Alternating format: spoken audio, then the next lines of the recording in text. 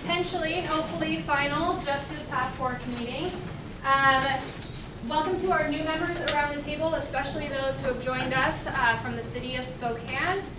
If you haven't met me already, my name is Maggie Yates. I'm the Regional Law and Justice Administrator for the city of Spokane and the county of Spokane. We have refreshments in the back in case you haven't found them. Coffee is included and it's ready this time, so that's a bonus. Restrooms are in the hallway. We have a tight schedule as usual, but I first want to thank some people. Come on in, there's name tags for you over there in case you have one. First of all, and first and foremost, a huge thank you to all of you sitting around the table who have continued to show up, not yet, to these meetings and remain engaged. I think it's a real testament to your commitment and vision for Spokane that you have met sometimes and frequently weekly with our committees. So a huge thanks to all of you. I also want to thank our consultants from JFA Institute and the Vera Institute of Justice, who have really helped inform this process, who have done an immense amount of qualitative research and quantitative research, not to mention traveled multiple times across the country to be here in person. So welcome back, and thank you. JFA will be presenting later, and Vera will have a brief presentation so they can introduce themselves a little bit later on as well. And then finally, I want to introduce, if you don't know, and thank the rest of my team, Diane Lindquist and Kelsey Camatomo in the back. They do an immense amount of work between these meetings and in preparation for these meetings, so a heartfelt thank you to them as well. Just to get a sense from the room, I'm curious, and go ahead and just raise your hands. This is an easy icebreaker. You don't have to get up or move anywhere. Just raise your hand if you learned something new about the criminal justice system over the course of this process. All right. Yeah, I think it is a real testament that those of us who work in the system are even raising our hands. That it is so vast, so expansive, that someone on the front end is still learning what people on the back end are doing and sort of the realities that they face and the challenges that they face, and vice versa. Now raise your hand if you learned something new about the needs that exist in our community or the resources that exist in our community. Yep, me too. And then finally, raise your hand if the challenges that we've identified through this process you think are simple. All right, yes, so I would agree. The challenges we face are incredibly complex, and they oftentimes feel daunting. But I do think that many of the solutions we've identified through this process are relatively straightforward, they're effective, and they can be achieved in Spokane. So in order to get closer to those solutions, I'm going to dive in and show you what the agenda looks like today. You should have seen this via email. You also have a copy of our slide decks in the folder in front of you. Come on in. So you can follow along. Please try and pace yourself. Don't get too far ahead. I want to flag a couple of the items on the agenda. The first being the guiding principles. This is something that was born out of a desire from the Board of County Commissioners to have a philosophy of incarceration. This was something that we tried to do, but it was really challenging to pull together in a short period of time. Fortunately, we've been meeting for about 8 months, and we have 8 months of conversations and deliberations, not to mention a whole lot of research that we've poured over that we can now draw on to help give us some guiding principles. Vera has done the tough work of identifying some of the themes and the values that have continued to come up again and again in this process, and they're going to go over those with us, suggest them to us as guiding principles, and see sort of whether that resonates locally for us or not. I'm going to then give a quick review of the recommendations we went over at our last meeting. This is going to be a much quicker, much faster overview. So if you don't remember something or you have questions, please feel free to stop me as I go. And I'll also give some quick updates on work that we've done since our last Justice Task Force meeting. A review of the recommendations are very important because they're going to be critical to our understanding of the forecasting that Wendy Ware from JFA will then spend the remainder of our time going over. Now, before we get to Wendy's presentation, I want to make sure to emphasize that forecasting is just a tool. And this is something that Wendy will also speak to. Ultimately, our jail population is going to reflect our local policies and our local investments. So these numbers are, I know, much awaited, and many of you are eager to dig into them. So please just keep that in mind as we get to that point in the conversation. And again, continue to engage with one another with a level of respect and honesty so we know where our blind spots are, but also recognizing that many of us raised our hands earlier saying we're still learning things about the system. So there's room for us to learn from each other in that conversation as well. Finally, before I hand it over to Vera, just a quick reminder that all of the work we're going over today has been part of a long process that has included qualitative data analysis, quantitative data analysis, lots of research on evidence-based practices and innovative practices across the country, all in order to provide a set of recommendations to the Board of County Commissioners. I must emphasize these are recommendations. They are not binding, and they certainly, unfortunately for our commissioners, are not funded. So it's going to be up to them to decide where and how we invest in the recommendations that we're making. It's also important to note that the Board of County Commissioners is largely responsible for the funding mechanisms, but there are a lot of other elected officials, many of whom are sitting around this room, whose support is also going to be critical if we are going to move forward with these recommendations. So with that, I am going to welcome Vera to come back up and walk us through our guiding principles, and then we will continue on with the day. Any questions about sort of what to expect this morning before we get started? Maggie, do you have another one of these by any chance? We might be one short, but I'll see if we can dig one up for you, Kathy. Okay, hi everyone. I'm Liz Favola from the Vera Institute. This is Caitlin Call, also from Vera. So as Maggie just reviewed, since the task force has convened, we've helped to engage all of you as well as the community in this process. So a few of the things that Maggie mentioned, so we did some calls even before the task force got started with leadership here in the county and the criminal justice system. And then once the task force convened, we did focus groups with people in the jail, so both at the downtown jail and at Geiger as well, and groups with men and with women. We also have held town halls, and then of course this group has met. So we went back and looked at all of the information and questions and answers that were provided during this process. We tried to condense it down into a few key principles or themes.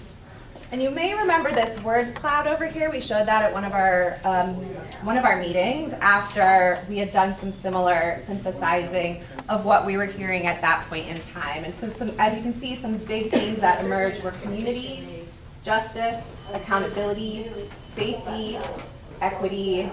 Anything else jump out? I know it's a little hard to hear. Restorative. Restorative? Yep, that was a big one. Yeah, so from all of that information, we've put together these guiding principles, and we want to hear from all of you today on whether you as a task force commit to those principles. So the first, and I'll read these out loud because I know they might be hard to hear. We are committed to ensuring the safe and humane treatment of everyone that comes into contact with the local justice system. And it was important to lay out here that this includes, but is not limited to, the defendants who are moving through the system, the victims and survivors who have been impacted by crime, and the staff who work in the system, prosecutors, people who work in the jail, defenders, judges, across the board, all staff members. The second is we recognize that unnecessary pretrial incarceration actually undermines public safety. We see this in the research as well, the scholarly research on pretrial detention, but this was a theme that consistently came up across the board, especially after we did some deep dives into the data and looked at who is currently in the jail. We are committed to ensuring the rights and safety of victims and survivors of crime. Again, that's been another theme throughout, making sure that we are accounting for the safety and the rights for those who are victims of crime.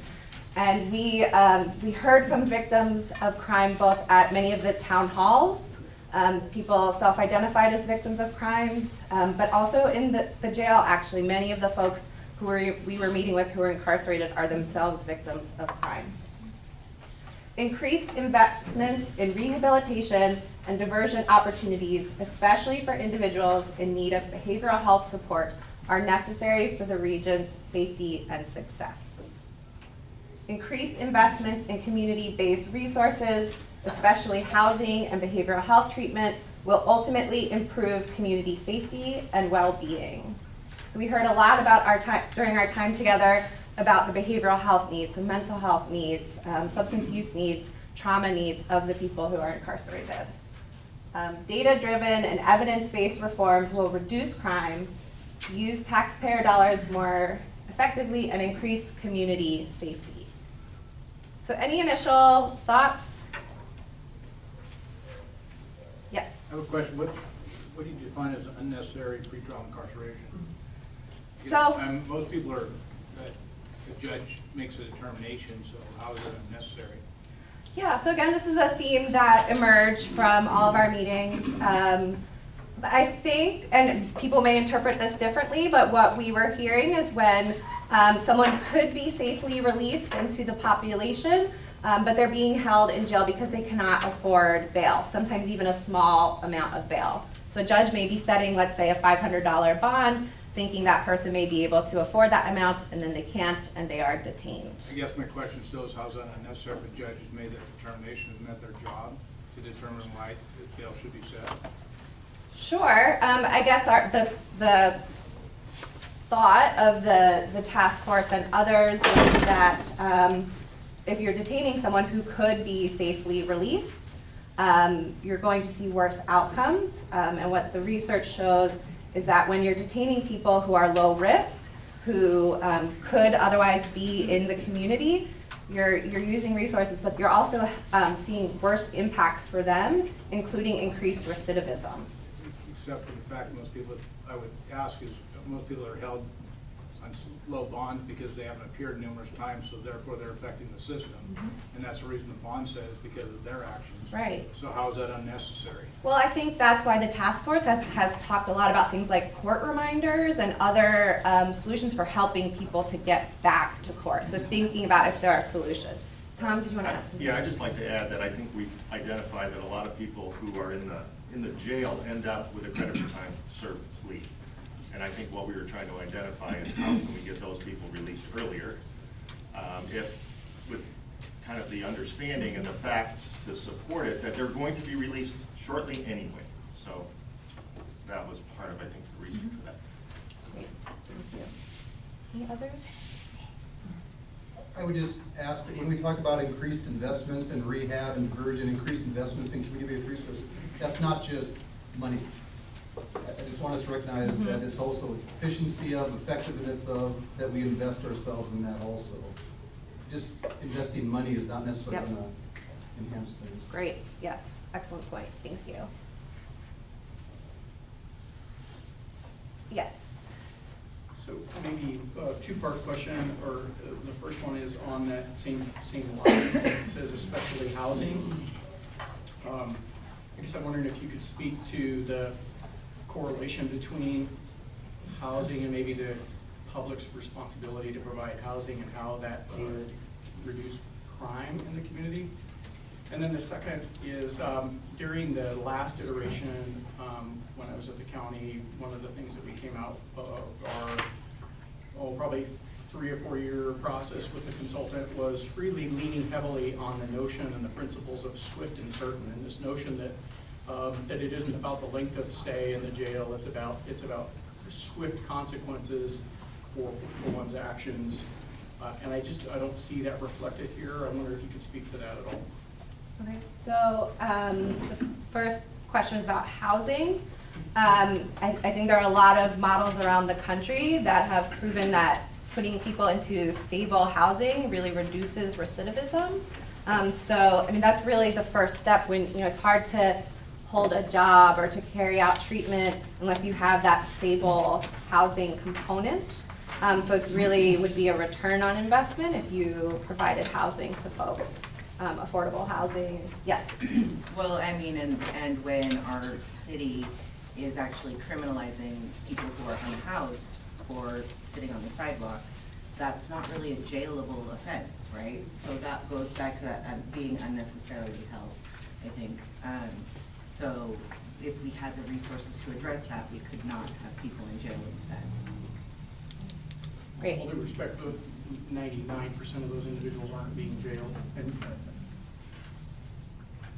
And then, I'm sorry, can you repeat the second part of your question? Just the SWIFT and question to you as a consultant in terms of your, I guess, your reaction, or if there was any discussion amongst the task force or committees on this notion of the importance around delivering justice swiftly and certainly, and kind of mirroring that, or if you will, putting that up against this notion that that the more time that we apply to somebody, the more likely they will fly straight next time, which I think stats show that's not correct. And so the consultant last time kind of came out of this with the principle of the importance of just being timely, swift, and certain, not necessarily long and extensive or say ominous what do you call it? Punishment. We had one hand. And just really Go ahead. quickly, Mark, Yeah. the committees did talk about some more effective probation models to appropriately respond to people who have violated the terms of their probation. And then I believe that a little bit later on, Wendy will go over some statistics about, or some data related to sentences in the jail. So we didn't discuss swift and certain directly, in my recollection, across the committees, but we did talk about some things that are related to those concepts. And I think one area where it did come up quite a bit is when we talk about case processing, so the amount of time that it takes the cases to move through the system, and when that is unnecessarily long, that goes to your very point that it's, once you're getting to this stage of sentencing, that person has been sitting in jail for so long, so not so swift and certain. And then, Barbara, did you have something you wanted to add? I was just going to say, on the humane side of it, we need to be focusing about those who are incarcerated as well. And what we're doing about the conditions of confinement on the inside of the jail. I'll admit I cheated a little bit and looked ahead. All this is focused a lot on coming in the door, preventing those from coming in, not so much about what's going on inside of the jail. So that's got to be a lot of my focus and what I'm working on as well. So if that could be incorporated, that'd be important.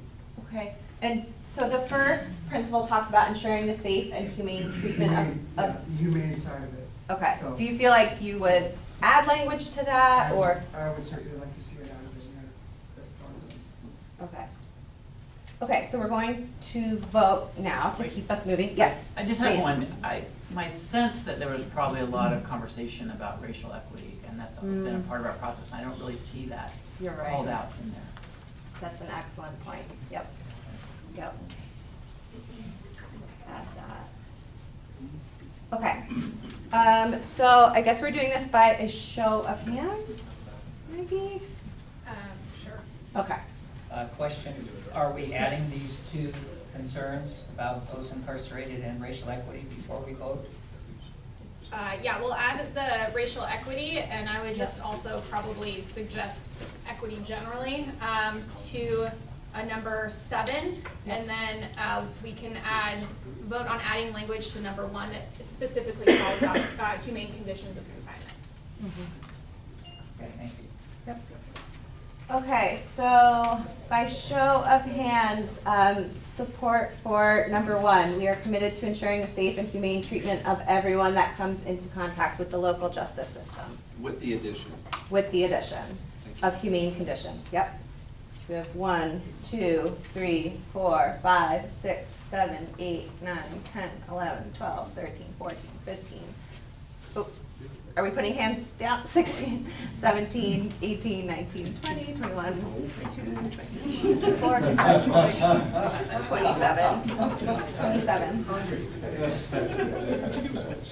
Anyone voting against that, or anyone who doesn't feel comfortable with that language, can you please raise your hand as well?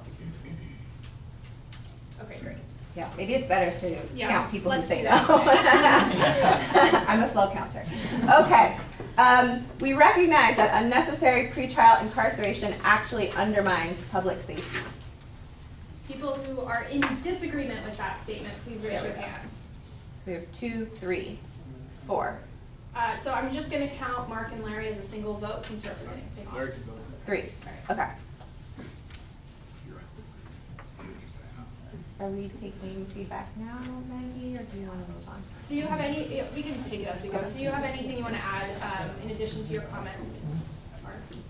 Justin? I would say that unnecessary is the operative word. Yeah, that's where I was gonna go. Yeah. Yeah. I think there needs to be a little more clarity to what's Okay.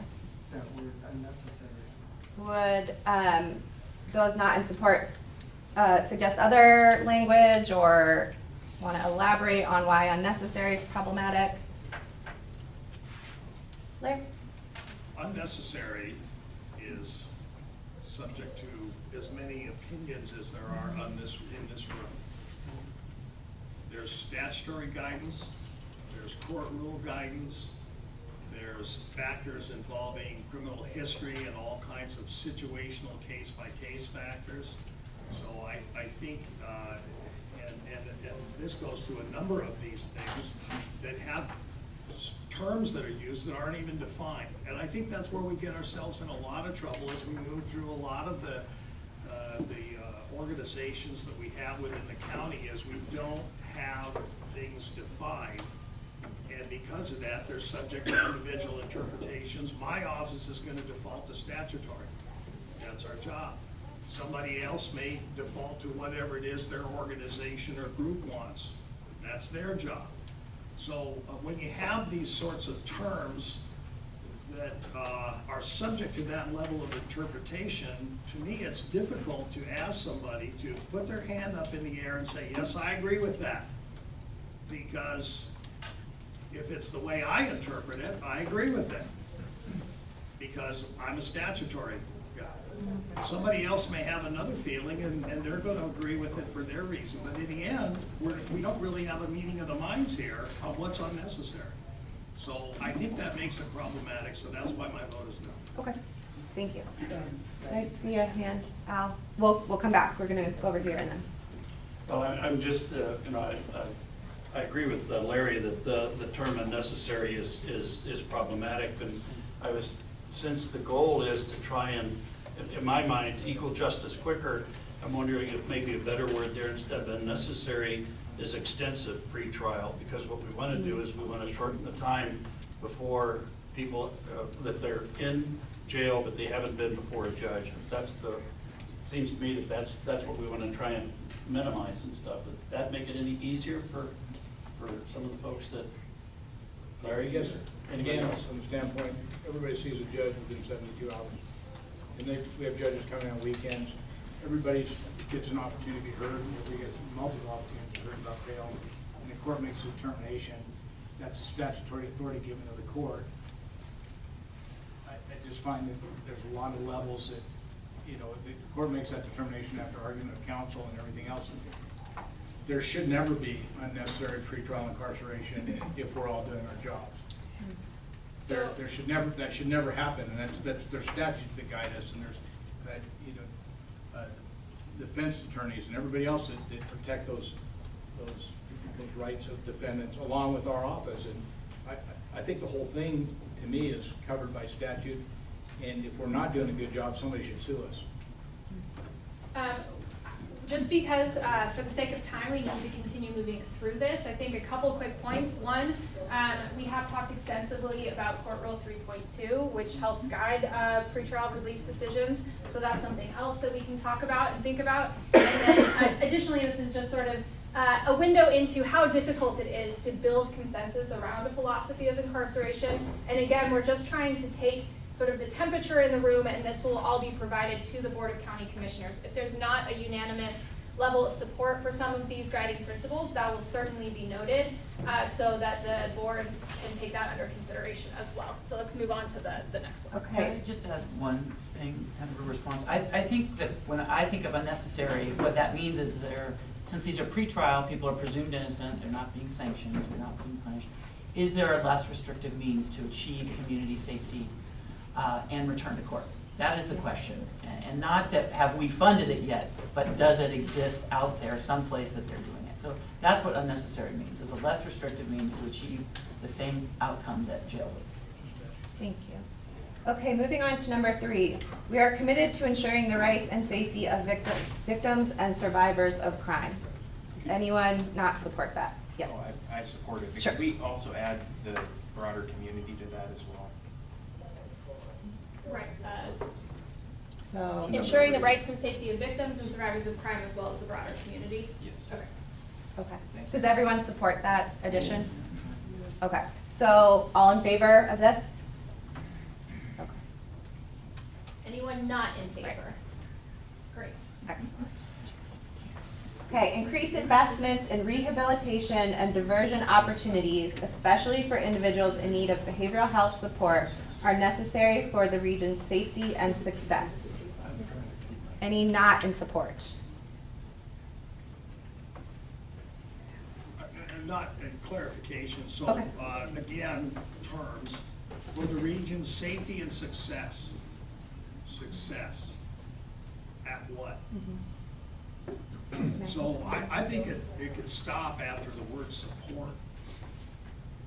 So increased investments in rehabilitation and diversion opportunities, especially for individuals in need of behavioral health support. Isn't that what we're after? Yes. How do you define success? How many opinions? How many people in the room? They're all gonna define it differently. I think this sends the message to the board of what the group would want. Increased support for the identified population. Great. Any objections to that edit? Okay, wonderful. Okay. Increased investments in community-based resources, especially housing and behavioral health treatment, will ultimately improve community safety and well-being. Any not in support of this? Can I just make one Sure. comment from a financial perspective? Given the county and even the city's limitation, this is just finance, limitation on funding investments, as we talked about, in just financial investments in this area will most likely also require disinvestment in other areas. Okay. So while we agree that the investments in these 2 areas might be necessarily to increase, we also need to recognize the flip side of that is that it's going to also require a disinvestment somewhere else. And sometimes that's very, very challenging to balance in time. Yeah, I mean, isn't it a trade-off as far as you won't have as many people incarcerated? So you say that, is there a way to do a business case with that? Oh, I'm sure there is a way. It's going to be the timing, but as long as everybody's recognizing that, yeah, that's the intent. If we invest more here, we're taking it from something else and putting it here, and the timing is not necessarily going to align. And it may be very, very challenging because if you want this investment over here and you're going to have to take it from here, it's really hard to take it from here when this is the reality that we're in. So I just want to make sure that everybody's. And the other thing is grant funding. I wonder about that too. For these kinds of things. Let's let our county CEO make a comment and then we'll move on. Kind of echoing Larry, words mean different things. When I see the word investment, I don't automatically think that is the government. I mean, you can invest in these through the Salvation Army or United Way. I mean, it's to me, it's a call to the community at large, not just the local governments. But that's, like Larry says, that's how I read it. I would be a little more shaky if it was solely a call to the government to fund these. Not to say that they don't have a role, but the community has a role in this too. So I'm definitely hearing some public-private partnership needs to, some innovation needs to happen. And and then we'll move on. As he said, it's not just a financial investment, it's also investment of our time and our energy and our focus as a community. That's right.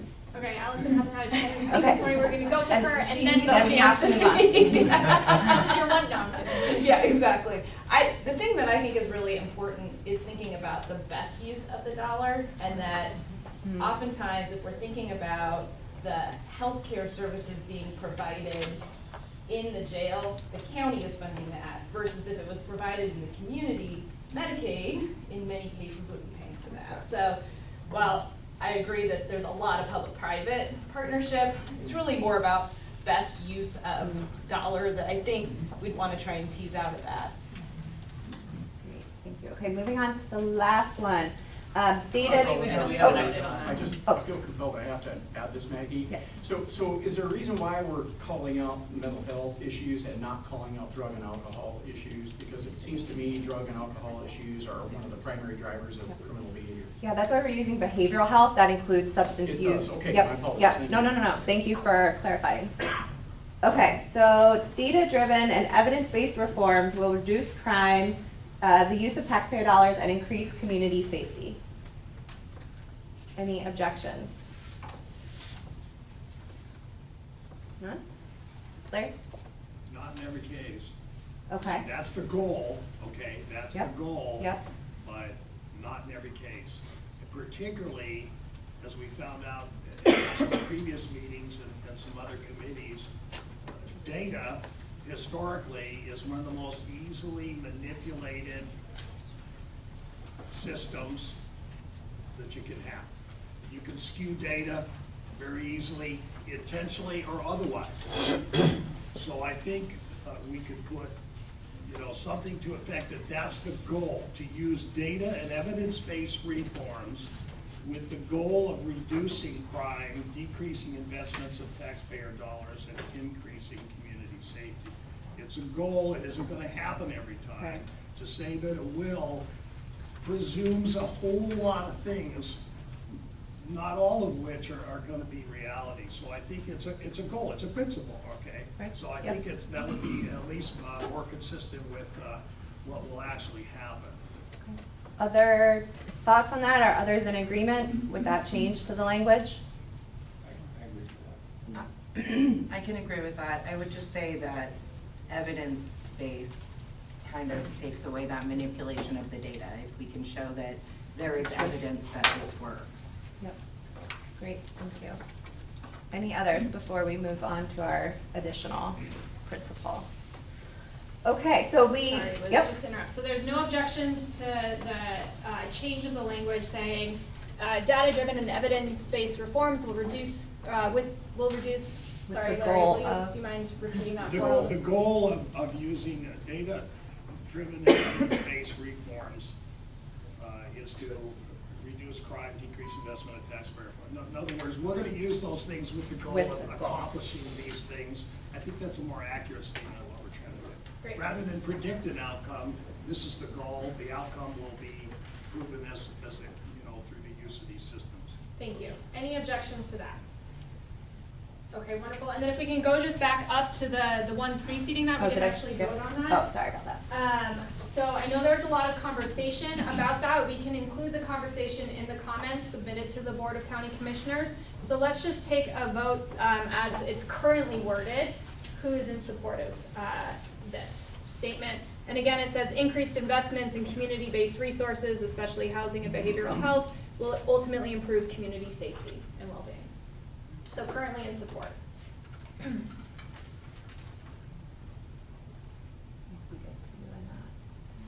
Okay, 18, great, thank you.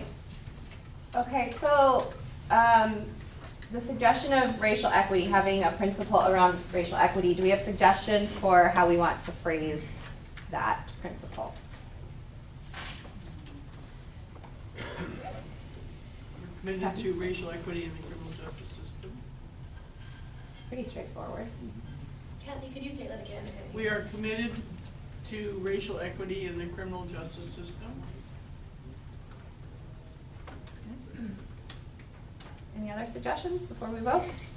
I again would add racial equity and equity across all Yes. identities. Yeah, that's true. Again, what is you'd have to define terms, what does that mean? That's a great principle, but it means a lot of things to a lot of different people. And as we've seen in our meetings, because of the type in the criminal justice system, that means different things to different people. And people are treated, if you're defending, you're defending, it's not a color-based thing, or a race-based thing, or anything like that. And other people look at it from the standpoint that it is race-based or color-based. So I think that's an important thing, because we've had a lot of discussions about that in the meetings I've been to. Okay. How would others define racial equity? It means that you are treated as a person regardless of your race. So it shouldn't be, we shouldn't have our current stats we just saw, the State Patrol release. I think if you're Native American, you're 5 times as likely to be voluntarily stopped by the State Patrol. And we've had our own police do their own study that shows those disparate, our statistics in the jail are disparate on race. And so that shouldn't, so we should be implementing whatever reforms we are towards rectifying that current racial disparity and any disparity in any other identity. Okay. Larry? Okay, I agree with Mark on this, and I also agree with, I don't know who's speaking, President Beggs. That's the correct title, isn't it? So in any case, if that gets to a larger, broader discussion,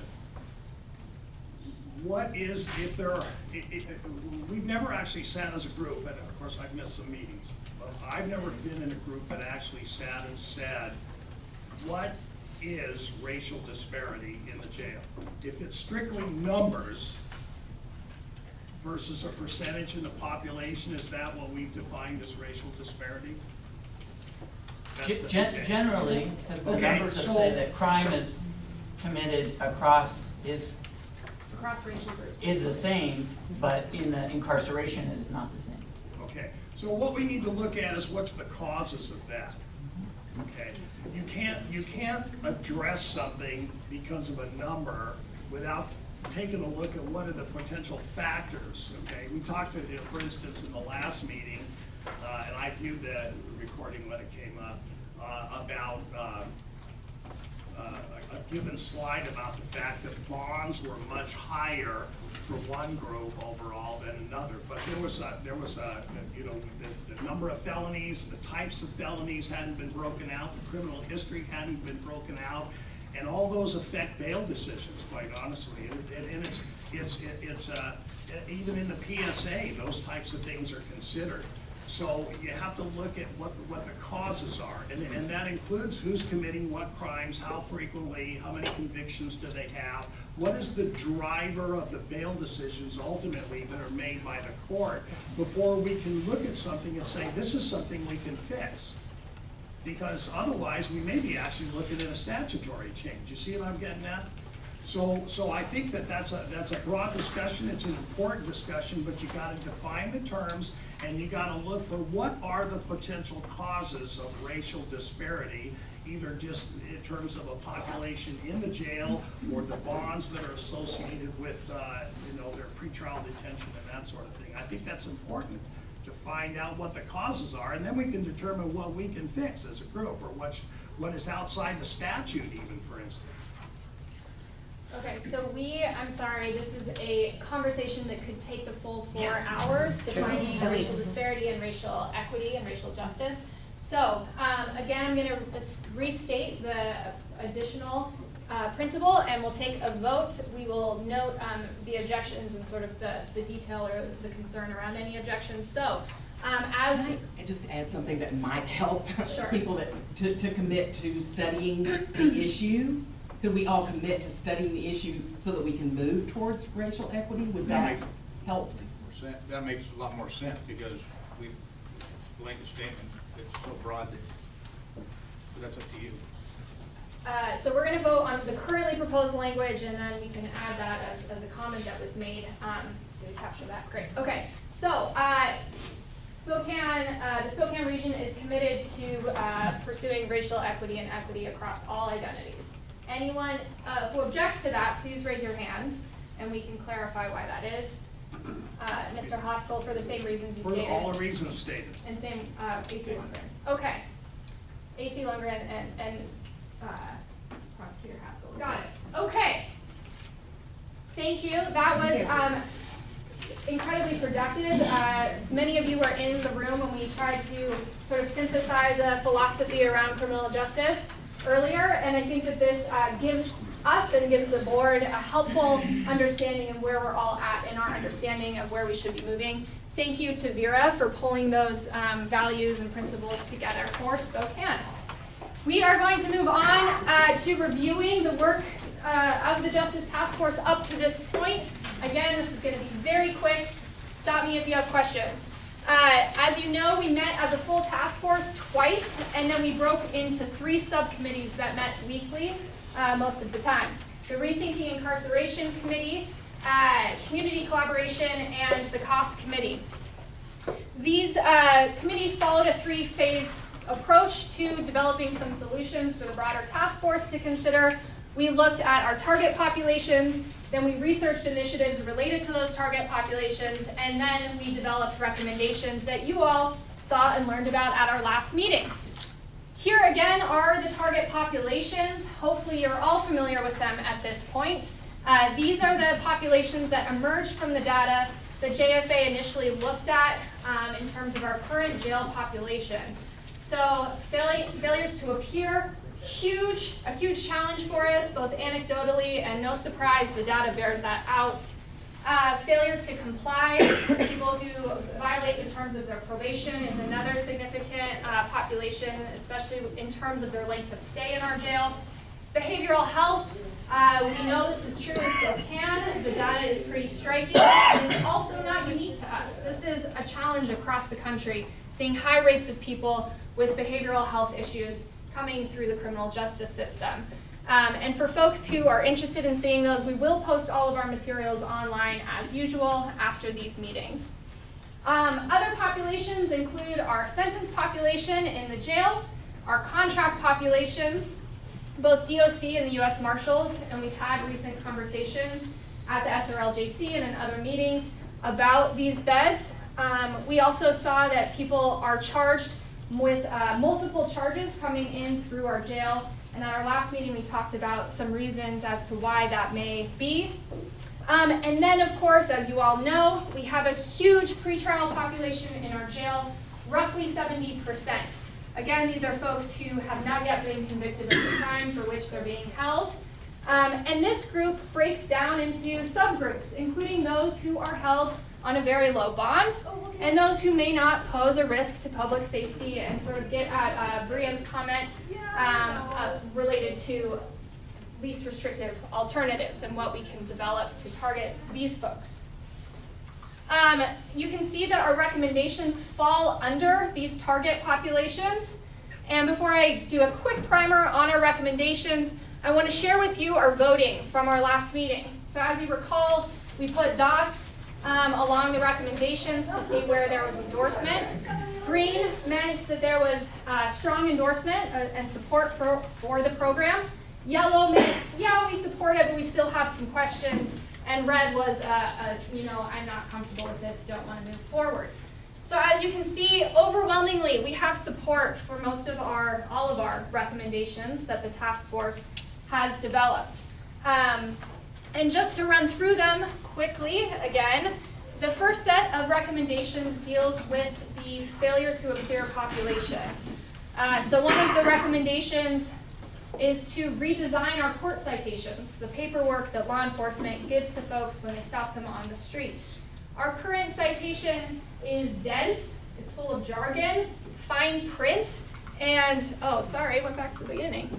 Fine print, and it has taken me and judges that I'm sitting across from several minutes to identify where exactly the court date is on the form.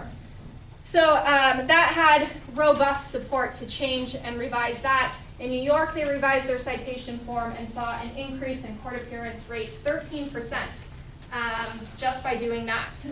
Another recommendation that targets this population are court date reminders, just like we get for the doctor's office, dentist appointments, even haircuts, a little prompt to remind us all to show up to our appointment later that week. The same is true for court date reminders. They have been shown to increase court appearance rates 30 to 50% across the country. It's something that Spokane already does a lot of, but we're missing people, including our significant book and release population. So this group recommended expanding what court date reminders we currently offer to make sure we're catching everyone. Of course, this isn't perfect. There are people without phones. There are folks who change their numbers, but it will at least help increase our appearance rates in court. We also wanted to expand peer support. Peers, for those of you who might not know, are folks with lived experience who are able to sort of demystify the process for individuals moving through the criminal justice system, because they've been through it, they know it. And they also know what kind of support is helpful to get someone through that process successfully. So we've seen peer models across the country helping people get to court, and we also see an interest locally in supporting these initiatives, especially with the forthcoming True Blood settlement funding. Another recommendation was to provide an option to resolve warrants at Warrant Fest. Currently, Warrant Fest are events held in the community where people who have a warrant can go and get the warrant recalled and a new court date set. That means they're not living day to day with the fear that they're going to be stopped and arrested for this warrant, and they can come back to court again without fear that they're going to be arrested on the spot. All these events do right now, again, are setting another court date. They don't resolve the underlying issue, so it requires someone who might be under a lot of stress already to remember to get back to court. So we talked about models for providing an opportunity to resolve their case through community service or education and employment credits at the Warrant Fest for certain charges. Again, low-level charges that the group would have to agree on. And the Rethinking Incarceration Committee looked into some of these charges. We also talked about the possibility of dismissing the case if the individual completed this in order to sort of get around some of the concerns that defense counsel shared about making sure there's meaningful representation at those events as well. Next up, we looked at failure to comply, and we looked at incentivized probation, making sure that we're using our probation, our limited probation resources wisely. Incentivized probation is a model where people who are doing well and satisfying the requirements of probation have time shaved off their probation sentence. So if I have a 3-year probation sentence and I'm supposed to meet with my PO every other week, as long as I'm doing that, I get a certain number of days taken off my 3-year sentence. Now, incentivized probation also uses administrative sanctions. So if I start missing my probation appointments, they can add time back onto my sentence. So instead of using jail time, they can use other sanctions. So this was something we looked at, and we saw that in Louisiana, with a state that implemented this, they were able to reduce caseloads and shift supervision services to folks who really needed additional support and supervision. So again, making sure we're using our resources to the best extent possible.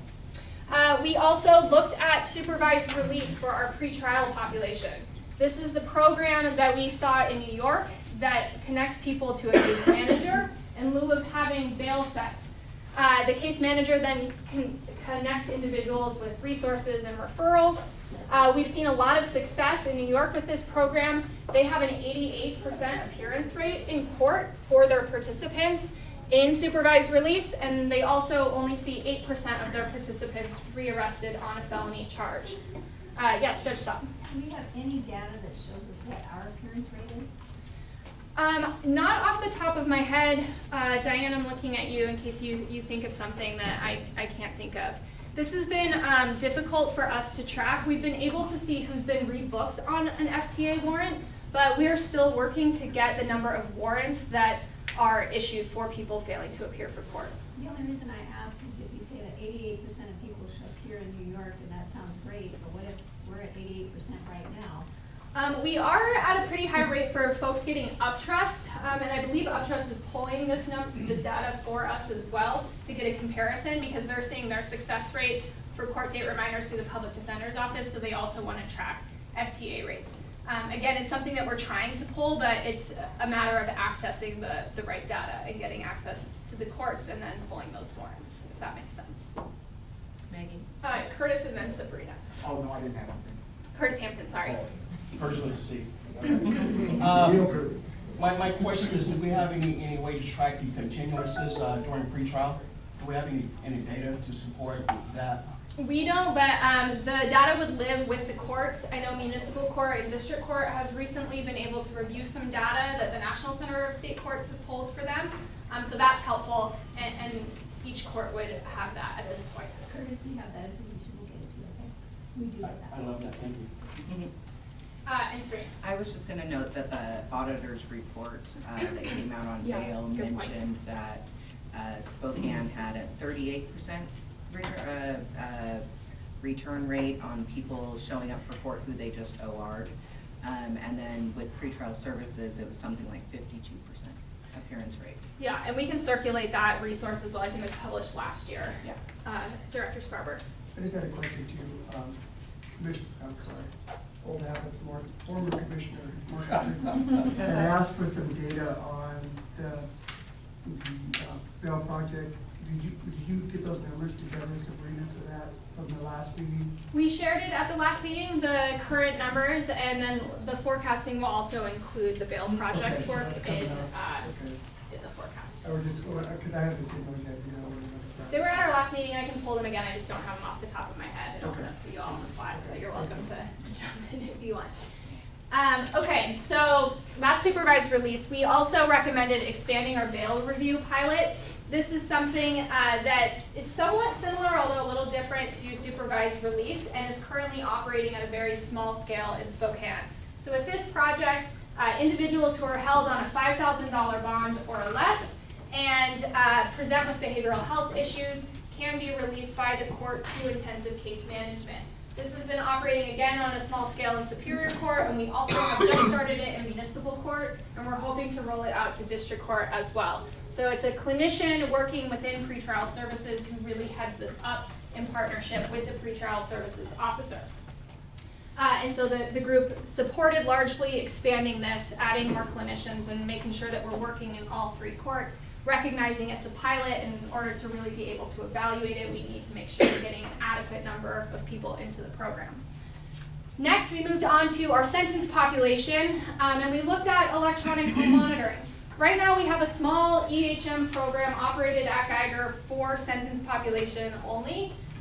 The state sort of sets the requirements for who can be put into electronic monitoring, but then our county detention services also add some additional requirements on top of that.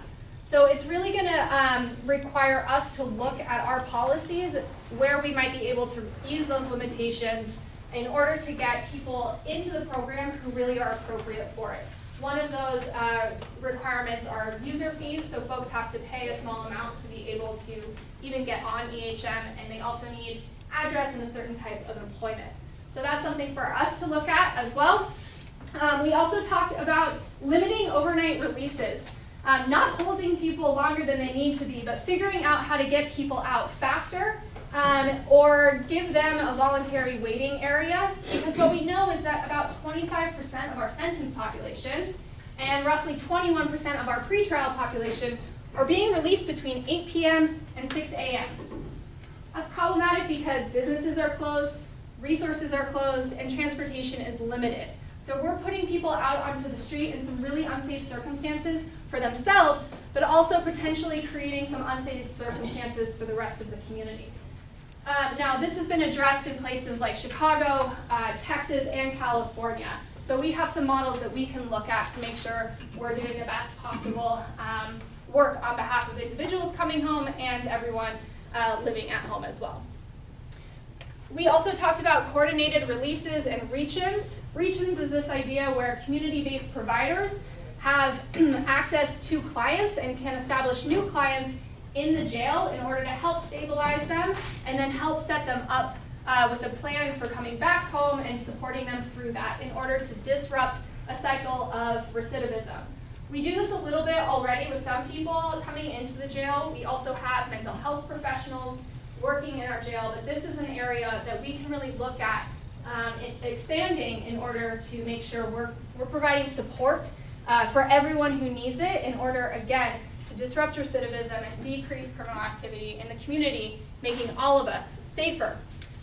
Finally, we looked at our behavioral health population. Many of these recommendations obviously overlap different target populations, but one specific one that is unique to behavioral health is investing in community-based resources. This is something that we talked about earlier with our guiding principles. It's something that we know there's always room to improve, and the challenge is, again, finding the funding and investing in it appropriately, as Tanya mentioned. But the research really supports this. It doesn't just sound nice. We know from a study that opening just a single nonprofit in a neighborhood can reduce crime. And we also have seen in New York really the mayor's office investing in neighborhood infrastructure and community engagement opportunities, and they've seen a reduction in crime from those efforts as well. So it's something for us to understand as a public safety initiative, as well as something that benefits all of us. Okay, any questions about these recommendations? Yes? If we could go back just a couple charts to the target population. Because this is a public record now, because as Mr. Haskell said, a lot of people can interpret it different, the more specific we can get, time frames. We mentioned in one of these it's in 2018, but if we could be more specific on during what time frame a lot of these numbers are. Yeah. Is it for 5 years? Is it for a point in time? Yes, thank you. And we can add a footnote to this. There are footnotes in our previous slideshow, making sure that the source is explained and sort of the time frame within this. Most of this data was pulled, I believe, from June 2018 to April 2019. Okay, so this is where the Justice Task Force votes landed at our last meeting, and I just want to share with you all that we did the same exercise at a community meeting later that day.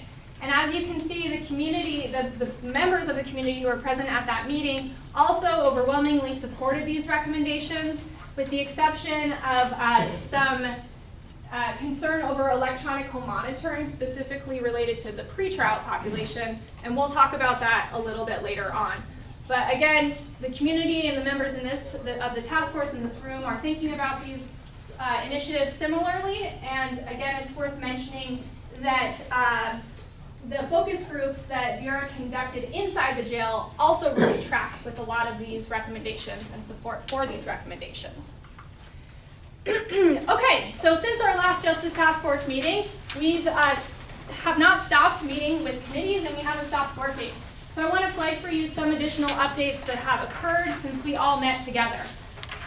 First of all, the Community Collaboration Committee really talked about how we can better support victims and survivors of crime. This was something that we really didn't have developed well at our last task force meeting. And so the Community Collaboration Committee looked at a couple different models of ways that we could do this locally. They didn't endorse one specific program, but they did consider two and really were interested in supportive of both. One is a program based in Maine called Project Safe Release. And there's a nonprofit there that partners with pretrial services to provide services to women who are currently incarcerated in the jail. They sort of recognized that women picked up on DV charges, domestic violence charges, or women picked up on completely unrelated charges, often had underlying domestic violence issues ongoing in their lives. And the jail actually offered this intervention point where they were removed from that particular situation, and there could be some really productive planning happening there, figuring out where they were going to go when they were home, figuring out whether they needed a protective order, getting all of that lined up for them. So that was one option. Another model that we looked at was the Trauma Recovery Center, and this was something that started in California and now has sort of popped up across the country. I think there are upwards of 20 different sites using this model, and it's where clinicians actually get referrals from various places like primary care providers, emergency rooms, hotlines, and they connect with individuals who are in crisis, who might be a victim of crime, who often are victims of crime, and they start getting their basic needs met.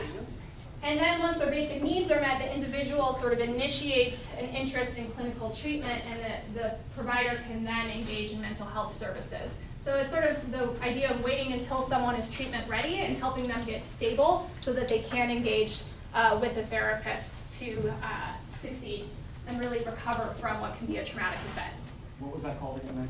The Trauma Recovery Center.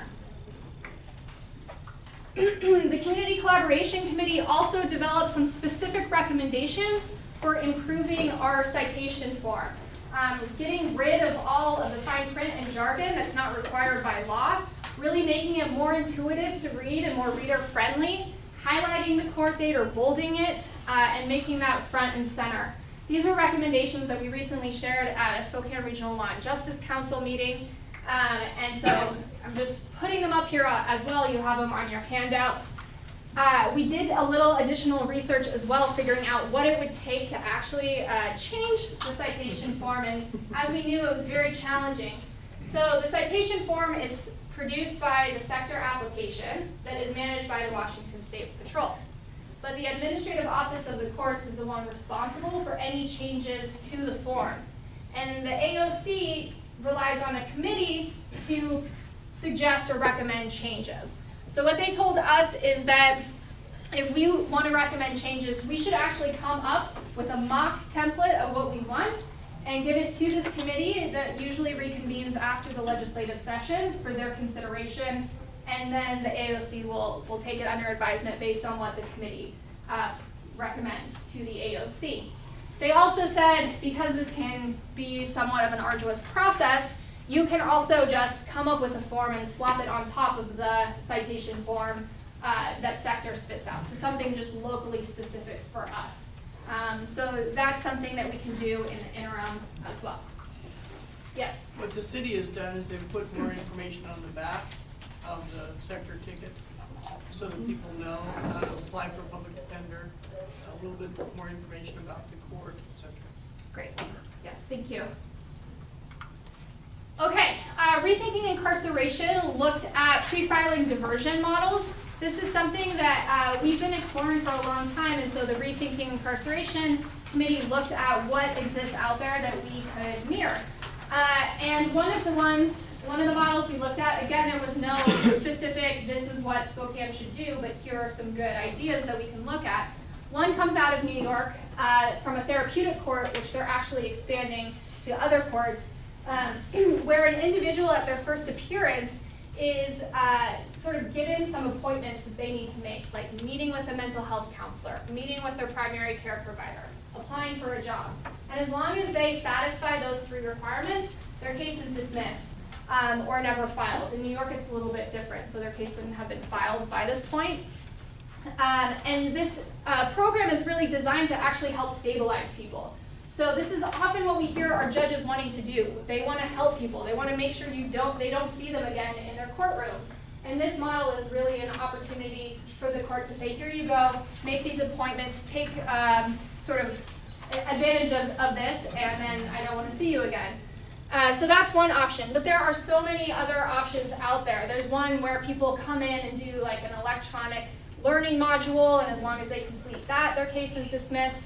There's another one in New York where they have art classes for young people, and as long as they do the art classes, then their case is dismissed. So really we can be creative. There's a lot to draw from, but again, this is something that we need to be exploring locally.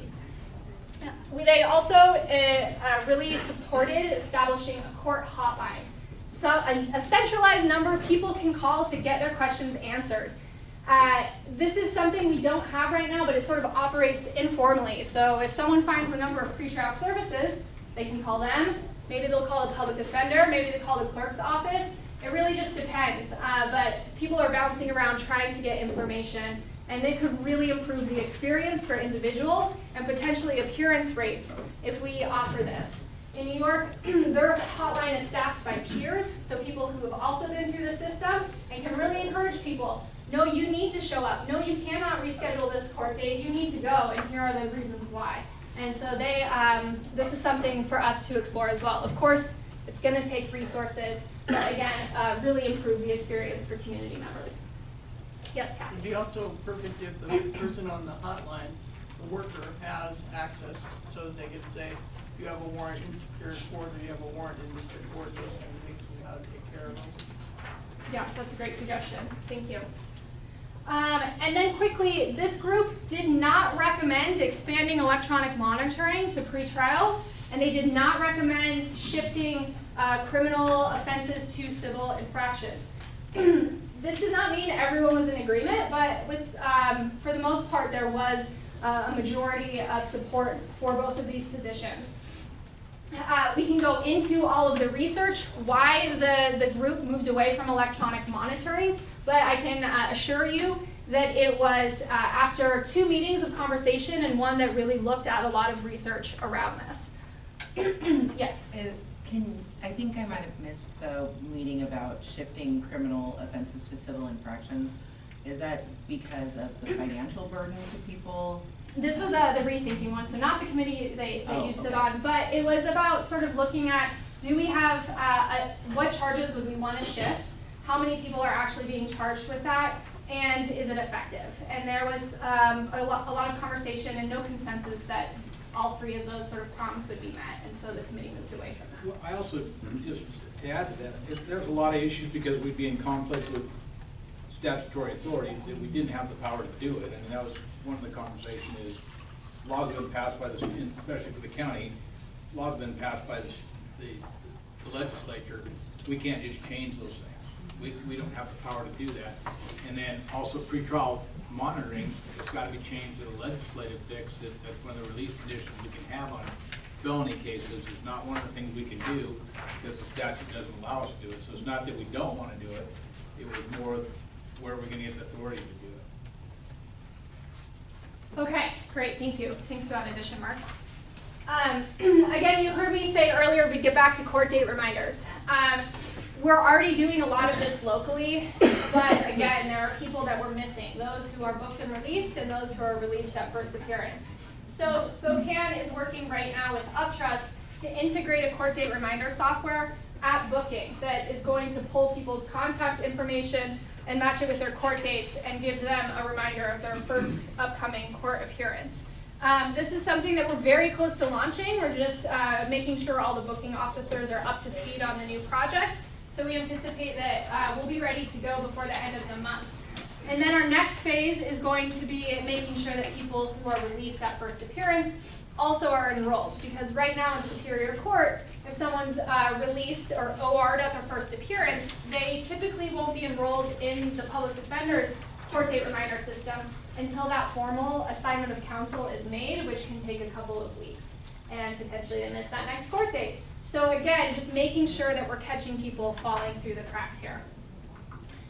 Quick question. Yes. Is there time for just a very brief statement on, we've had Uptrust for a while now for the population that we are using it for. How are we doing on that? Has it done what we hoped it would do for the money spent?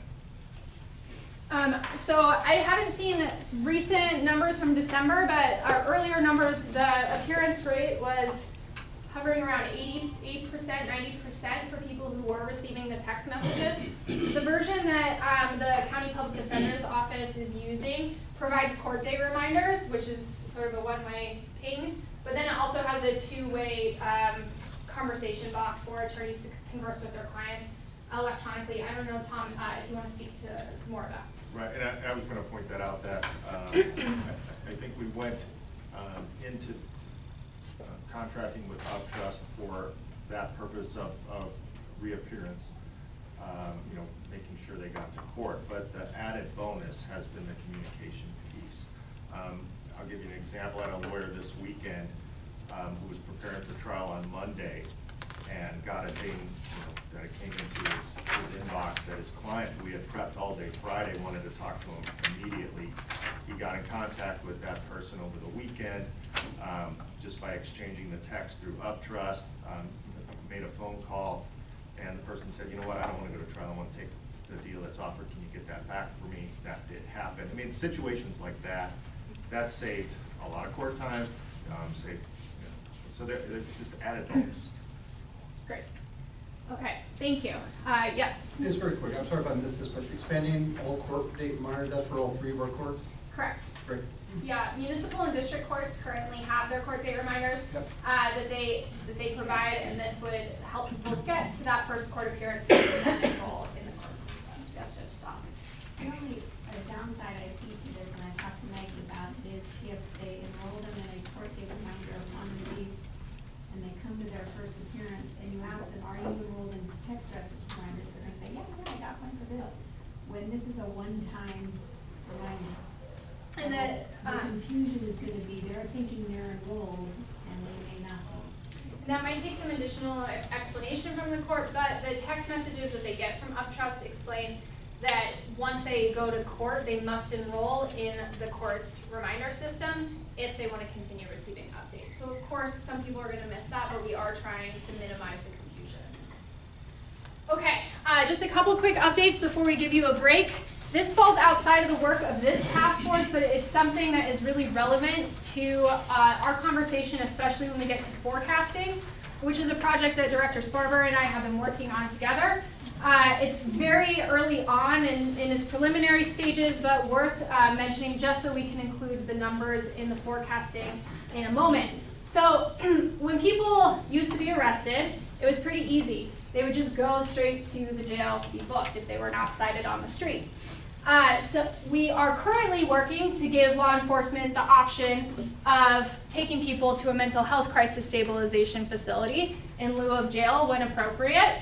But we also want to develop an intake and releasing center where people who would traditionally be booked and released would go to, and even everyone who's ultimately going to be booked into the jail can move through. So this intake and releasing center, you can be booked and released from there, but also we can have pretrial services right there, so you can get connected to your pretrial services officer. If we move forward with supervised release, or what I like to call community supported release, we can have that staff right in there as well. So people who are booked and released, again, are getting connected to case managers, and again, understand when they need to get to court, they can be enrolled in court date reminders, etc. So they can be booked and released, or if they're not booked and released, they can move into a waiting area for first appearances. This second box, of course, is going to take the buy-in and support of our courts. And this is something that we've danced around for a long time, and I'm not throwing this on the judges right now saying we're doing this. We're saying this would be great if we could do, and it's worth having a conversation about. Even without this first appearance sort of waiting area, it's worth doing the intake and releasing center, because as you'll see soon, it will affect our admissions into the jail. So if someone's not booked and released, they go through the intake center, they're moved into the first appearance waiting area, then they can have their first appearance right there without having to go into jail, drag down all of that, or taken to the jail courtroom.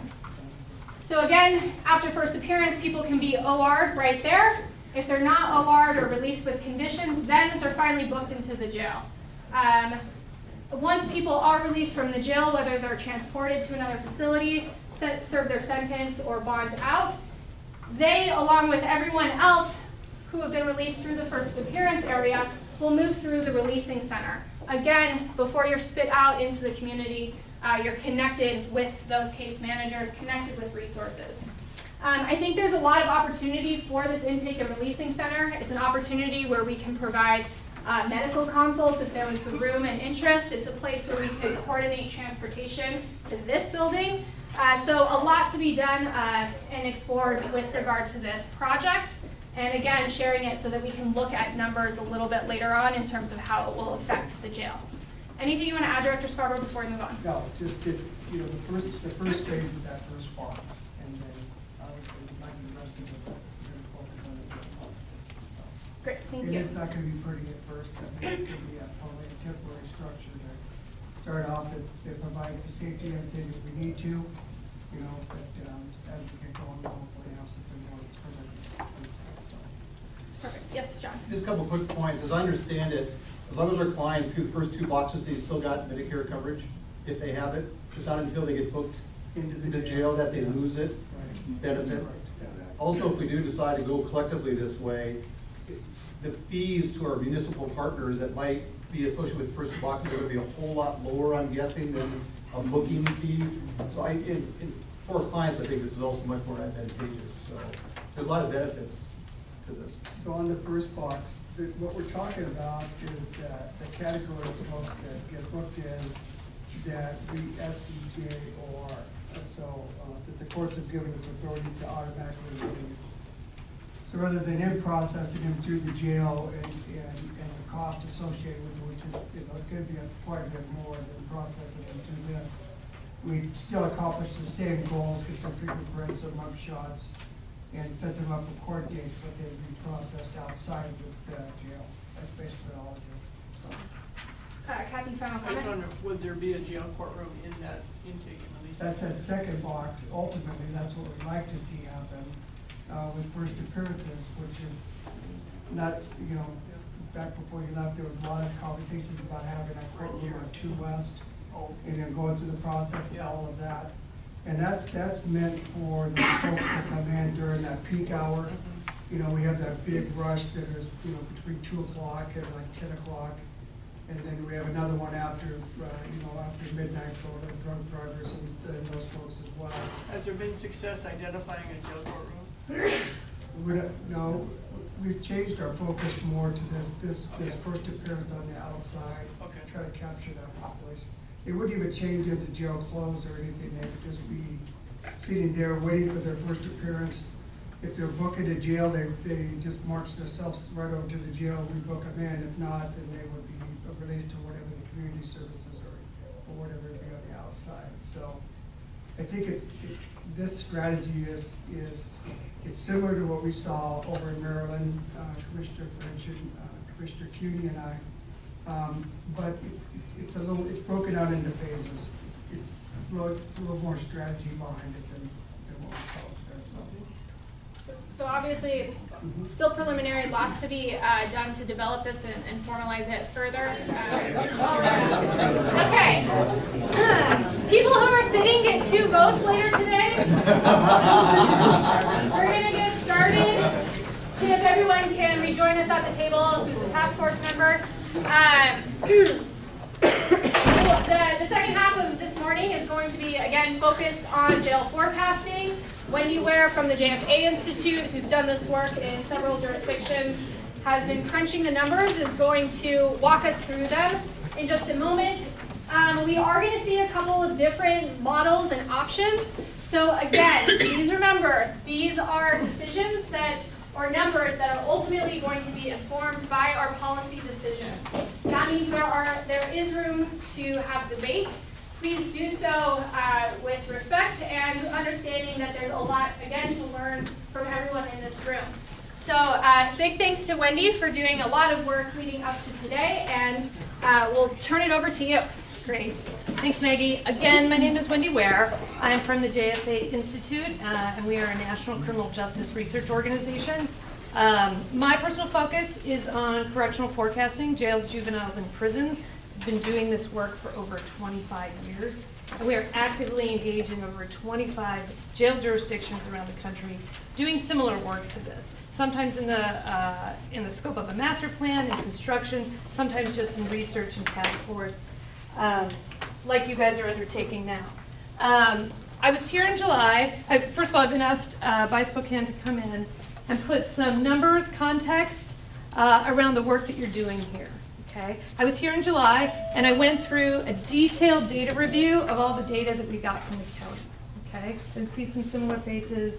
I know some of you were either in the room, saw the presentation on the tape later, or went through the slides, but this is going to be building on that. Okay, so I'm not going to really go back and review everything that we talked about. I'm hoping everyone's going to come in with an understanding. My goal today is to establish how we came up with the forecast, how we incorporated all of the targeted population alternatives that Maggie spoke about, so we're going to build on that.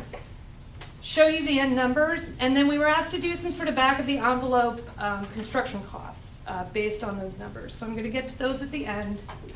I will caveat those very heavily in saying that they are back of the envelope.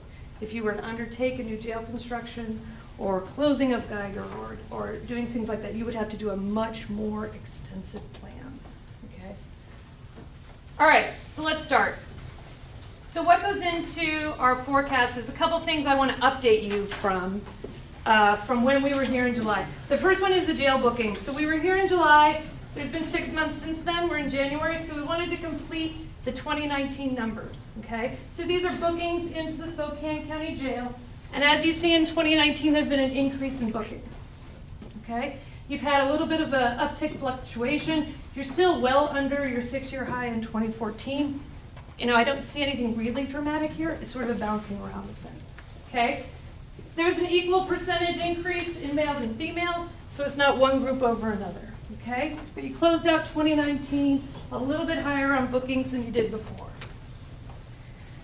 One of the other big things that goes into doing a jail population forecast is something called peaking factor, which I talked about last time I was here, but just a brief overview for everyone for everyone in the room. The peaking factor is the high point that you reach every year at any hour and any day of the year, okay? Your high peaking factor in 2019 ended out at 8%. Low 8%, high 9%. That sort of goes back to where we were in 2017. So that gives us a good 3-year average to work with. When we do a forecast, we forecast the ADP, and then we apply a peaking factor on top of that, so you can adequately plan for your high and low point in the jail. Okay? Okay.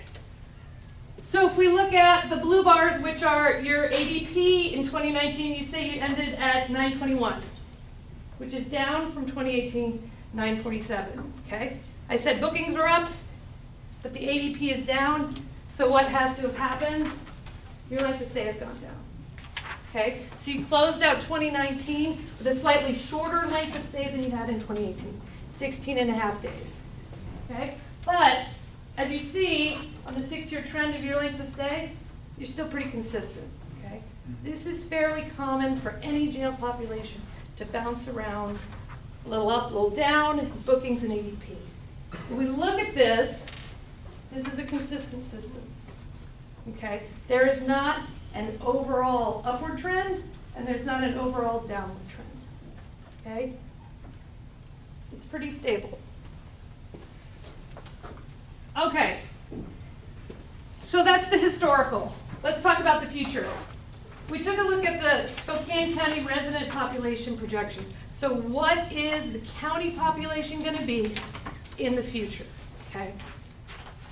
This is going to tell us who's in the community, who's your crime-prone population in the community, and what to expect in the future in terms of bookings, okay? This is a little complicated. This came from the Washington Office of Financial Management, who does demographic populations for the county.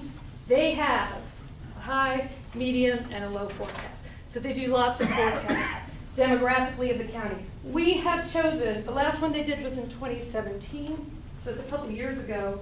We chose the medium population forecast to present here today because it most closely matches the county population 2018 and 2019. So I'm telling you their medium forecast is most accurate. So that's what we're using and presenting here. Okay? The blue line represents the adult resident population, males 15 plus. The at-risk population, or your crime-prone population, is this orange line, males aged 20 to 24. I'll make sure I get my numbers right.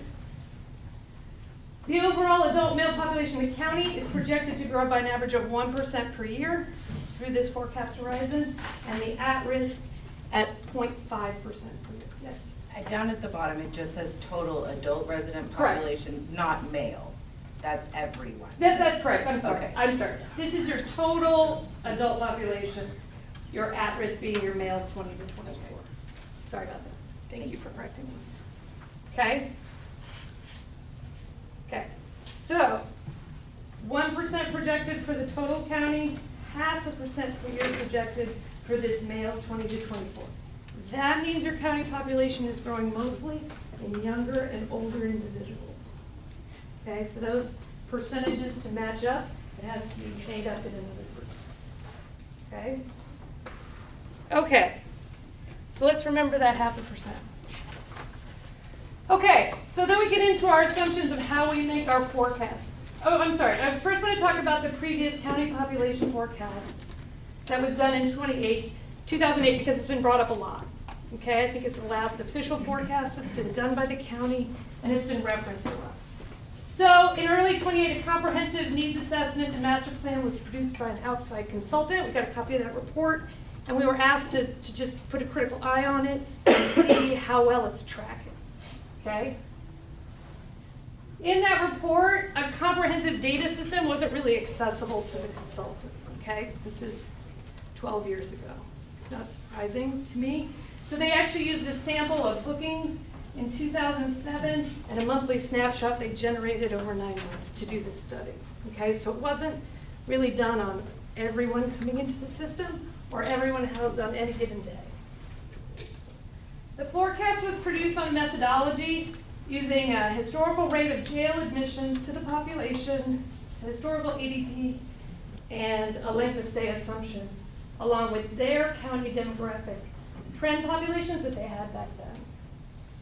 Key things I want to point out from their report is that they had some recommendations in there that included the county developing an early case resolution program, reduced time to case filing, make sure we get everything right, comprehensive pretrial program, consolidated adjudication and supervision, consolidated misdemeanor probation services, using Geiger as a community corrections center. Okay? And checking with Maggie, and historically, so far, I think progress has only been made on the reduced time to case filing and comprehensive pretrial program. And so, ECR. I'm sorry? ECR as well. And ECR as well. Okay, the early case resolution. So, you know, consultants make recommendations, this committee can make recommendations. It's important to track what gets done from those recommendations. Okay? So, even 12 years ago, a consultant was recommending a lot of the same things that has sort of come up in this group now. Okay? Okay, so we tracked the forecast that they did. This is a little complicated because they actually made 9 forecasts with different assumptions. They made 3 assumptions based on their rate of admissions into the jail, and then multiplied those by 3 length of stay assumptions, each 18, 20, and 22 days. Okay? 18, 20, and 22-day length of stay recommendations are in that order. The yellow line is your actual ADP of where the jail was. So we track their accuracy. Through the end of 2019, they're off about 26% or 362. Yes? Wendy, any of those broken down by race? No. They did not produce their forecast by race, so I would not be able to track that. Okay, again, I'll go back to that racial equity lens that we constantly talk about, but we constantly leave it out of our forecast. I would like to see more of that if we could, please. Thank you so much. While I appreciate that, there's nothing I can do with what's here. Okay?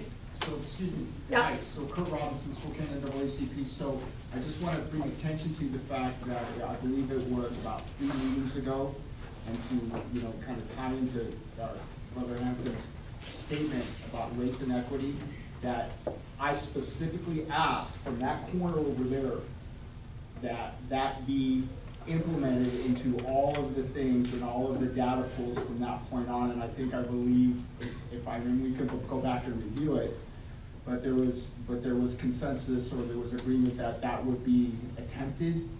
And so I just want to kind of take a minute to kind of highlight that here we are again, still having the same conversation, especially in relationship to, and not necessarily at you, but that, as you just pointed out to, that 12 years ago, the recommendations, we're still having the same recommendations today. That same kind of lens applies to the conversation about race and equity. Yeah. So this is not great accuracy. I'm just going to state it. 12 years out, if you're under 8 to 10%, that's good forecast. Okay, you're more than double that with this one. Okay, so I wouldn't say it. Also was not reviewed in that time frame, and any system that wants to undergo consistent decision-making practices in their jail, we recommend a jail forecast is updated every 2 years, 5 years at the bare minimum. Okay, yeah. Do you know if the population's increase held true as predicted during that phase, or was there any difference in the percentage of increase? So you started out, if the forecast was done in 2008, You started out 4% off. No, I mean, Those as are about the projected county by the. population. Okay, so let me get to that. Okay, So, that's all right. Anytime we see a forecast, whether it's mine, whether it's another forecaster's, in the field, you really look at why. Yeah. And that's why you look at the assumptions. There are two main reasons this forecast is off. One of them is the length of stay. See, even if I'm tracking against the 18-day length of stay here, as we saw a couple charts ago, that's high, even for this 6-year time frame, okay? And so that adds up. Okay. All right? So that's one of the main reasons. The other main reason is their demographic growth projections that they used for the county were way high. That's what. They were significantly high. And they didn't just use the percentage of demographic growth. Against that, they did a calculation of incarceration rate with it, so it's a little more complicated, but that overall assumption was very high and contributed to this. And because it was demographic, see, the length of stay is actually off fairly consistently through the time frame. You can see how this built. Okay, so as their demographic county population deferred, then the forecast got. I just remember during the time period, I'm not covering the hint of it, but just during the time period, I know that we used projections by the OFM. Yes. To try to make a calculation based on the population, and they were way high. And I know that they were bouncing up and down, and that could be our calculation. And that's an excellent point, and that's why I wanted to talk about the fact that and we're that is way using. better. That's a way better. We're using the 2017 OFM, and we've tracked it for a couple years. So we've sort of honed in on one of their three that should give us the best estimate, because it's tracking well now. And I cannot comment if they had the benefit of that. I lived it, so I'm sure that. Correct. Yes?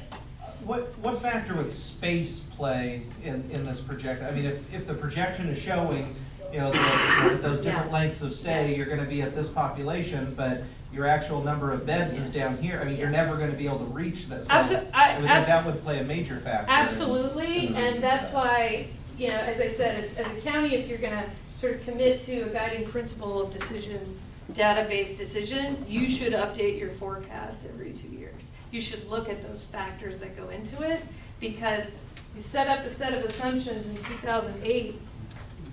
Everyone in this room knows how fast the jail system can change.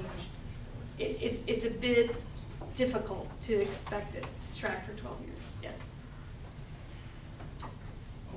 I'm going to disagree with you. Okay. And your assumptions. 2008 was not the last time that projection was done. It was 2011 by Dick Bennett. The other aspect of that is you don't go back far enough in your analysis like Bennett did. In 2012 or 7, we had a jail population of almost 1,200 inmates. By 2009, we had drugged that down to almost 750, and we did that by implementing a series of things, plus the economic downturn. People stopped putting people in jail. We dropped the average daily stay down to almost 16, and throughout that time, it's kind of done this as your chart shows, but you haven't gone back significantly far enough to give that type of analysis on Bennett's work, for one. And you totally discount the fact that in 2007, that population was almost 1,200, and by 2009, mid-2009, 2010, it was down almost 700 to 700. You don't even go back and even discuss the looking glass information that was done in 2004. So just so you know, Bennett's work ended in roughly 2011, and those projections were updated throughout that time.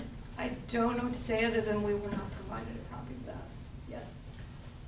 So just a couple observations, just quickly. One is, my recollection is we used that high projection, that high LOFM projection, because we were calculating worst case scenario. So this notion that we didn't want to end up where we are today, where we had a jail that, whatever it was, in this case, I want to say 5 years after it was built, maybe less, the jail was at capacity, and so we were kind of aiming a little bit high to be cautious. And there was certainly discussion and counter opinion about, well, if you build it, they will come. But I just would tell you that's kind of why he used that high number. This is actually his lowest There are Okay, two but you're sets saying higher than this. On the population growth projections. Yes. That's why Got we it. chose that, Got it. just so you know. Yeah, It wasn't- no, that's fair. It wasn't just because he was aggressive about building jails. The other piece was, and I think the commissioner brought it up, and so I want to point it out, is that somewhere in here we have to account for who's being turned away. And so when the commissioner talks about space, that what I think of is how many crimes are not being even addressed, let alone adjudicated, because there's no room in the jail presently. And I think we just somehow have to have that in mind as we factor going forward, because it isn't just about the facility today and its capacity and its growth. It's also, we've got to calculate for this delta of crime not being adjudicated, and people not being, if you were to poll the community, you're going to get an overwhelming response that I don't feel safe, and that I don't get adequate response, that if a crime was committed against me, the person wasn't held accountable. That number is going to be pretty exceptionally high, in my opinion. So I just think somewhere in there, I'm asking you to kind of keep, and you're the professionals, how do we factor that in, I guess? Yeah, it is very difficult, and I first to your point about the environment in 2007, I completely agree. It's unfortunate we weren't provided any revised forecasts so that we could give that its due. But to your second point, yes, it is very difficult as to who you're turning away, but any jail professional will tell you that your jail size is really dictated by your policies and the policies that you set up. So if you suddenly have a policy where every cite and release or every infraction is going to be jailed, yes, you are going to explode the jail population. But it can't just be that, because otherwise you wouldn't be using population growth, because you wouldn't be using other factors. There's certainly other factors when your community grows. Even if your amount of crime went down, potentially your crime could still go up. So I agree with you. Policies have a big impact, but they're not the only factor. I agree. That's a very difficult question to answer in terms of what is the overall need, because it is so policy-based. Yes. So I hate to go in this circle with I agree. you, Yeah. but it's if I could answer that question, this presentation would have been over 10 minutes. And I probably would be out of a job because I programmed it and just sent it. But I appreciate your comment. Any other questions about the old forecast? Okay. So going into our own forecast and doing what we can with the data that's available, I did want to sort of, and this is why I put it up here, the data that we have available that we built into this is more extensive than what was existed in 2007. It's just a matter of time, advancement in technology. It's neither here nor there, but we have more, okay? And I'll refer back to our previous presentation where we talked about the types of people that are in jail, how long they're serving, how many underlying charges there are, how fast do they get out, okay? So you're better informed about your population, okay? To summarize what we talked about before, we build a simulation model. So it's not just a ratio applied to a mistake. We're actually replicating individual numbers coming into the jail, serving a certain amount of time, being released a certain amount of time, okay? Because we've built that, it allows us to do what we would call what-if scenarios, which is going to go into the policy initiatives Maggie talked about. So we can, by taking all this data, building the simulation model, we can replicate what the jail bed savings or cost would be for certain things that you want to do, okay? There are limitations to that because some of them are very dramatic assumptions and we don't have as much data into it. But I just want to sort of set the stage as to how we do what our forecasting methodology is and how that's going to sort of inform what we do. Our model assumptions, and we can sort of tie these into when we talked about the previous forecast, we are projecting bookings are going to grow at that 0.6 rate of the demographic growth for the male at-risk population. Okay? So I've tied in the OFM median forecast into the number of bookings that are going to come into the jail. Okay? So we are from the onset, and these could be debated and talked about, that the arresting and booking process is going to remain the same. Okay, policy changes to that, one way or the other, is going to affect it. Okay, we're basically assuming status quo. If the county grows as expected, if crime continues as expected, this is what will happen in terms of the number of people coming into the jail. Okay? Peaking factor of that 0.87%, and that's the 3-year average I talked about in the slide before. So we are going to produce a forecast of ADP, and then we're going to apply that peaking factor on top of it. So when we get to the forecasting, you see the numbers. I don't have 10, 20 in the jail. No, that's the high number you'll reach during the year. Okay? We've assumed a consistent length of stay of that 16.4 days. Okay? So that's our length of stay assumption. We've assumed the makeup and bookings and releases are going to remain constant with the data set we talked about. So all that data we presented before about the average length of stay, the method of people being released and their associated length of stay, what the crime's coming in for, number of underlying charges. We're assuming that that's all going to stay the same as what we saw in our snapshot. Okay? That assumption can be debated. That assumption can be changed. But that's sort of your basic assumption. Okay?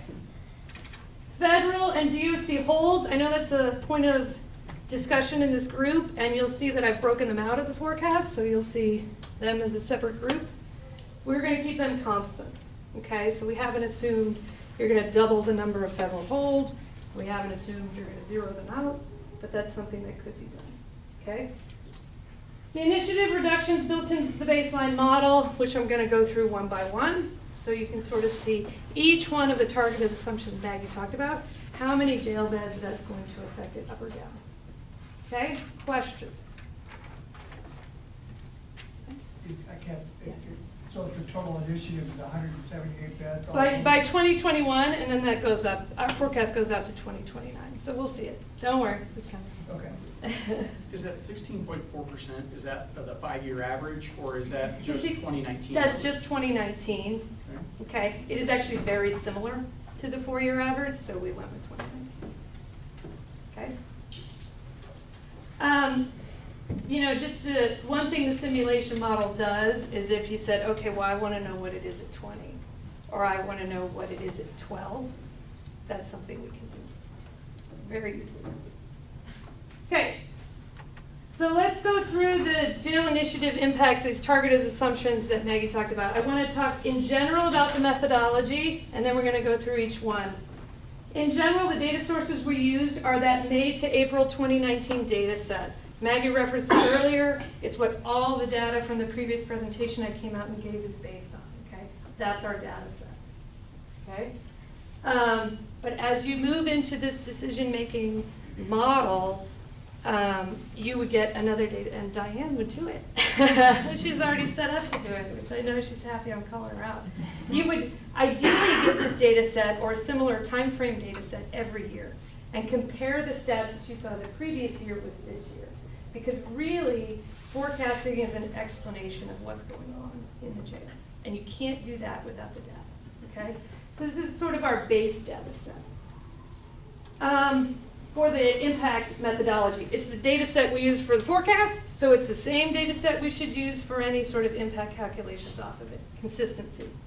Additional data was pulled from county agencies as needed, probation, mental health, the bail review project gave us some data, so when what we got from the jail and other systems isn't enough, and as you can imagine, it's not enough, especially when we talk about behavioral health, or we talk about bond amounts, we get data from other agencies to sort of inform our decisions. Okay?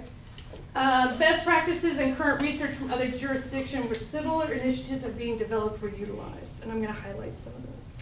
Okay? As I said, we travel around. We know a lot about what's going on in a lot of jails, a lot of the big jails. New York City, where they're closing Rikers. Cook County, that has reduced their population 2,000. New Orleans now has a jail population of 950. And following Katrina, they were at 3,500. So some of these bigger jails, and even smaller jails, Multnomah has had some significant decreases in the past few years. Those jails that have successfully reduced their population while preserving public safety, we look at their best practices. We look at what's working there and try to incorporate that into our assumptions. The impacts were structured based on the initiatives and their specifics set forth by the task force. So you'll see where that comes into play. They're categorized as either diverting cases from jail, reducing the length of stay for individuals in jail, or both. Okay, so it's either one. You're either going to divert them from jail, you're going to shorten their time while in jail, or you're going to do both. And then we built in the timing of implementation for each impact. So we got estimates as to when each of these proposals would come online, and we've built that in a time frame. Okay? Questions? All right. Let's move forward with failure to appear. So these are in roughly the same order as Maggie went through the targeted recommendations. So a targeted group being failure to appear.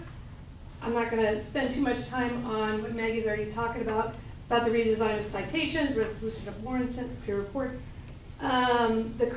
We then looked at our data and found out what portion of FDA admissions with no other underlying charges, so they don't have an FTA and 3 other charges, a simple FTA, would be diverted from jail with these strategies. Their current length of stay is about 3 days, full implementation by January 21.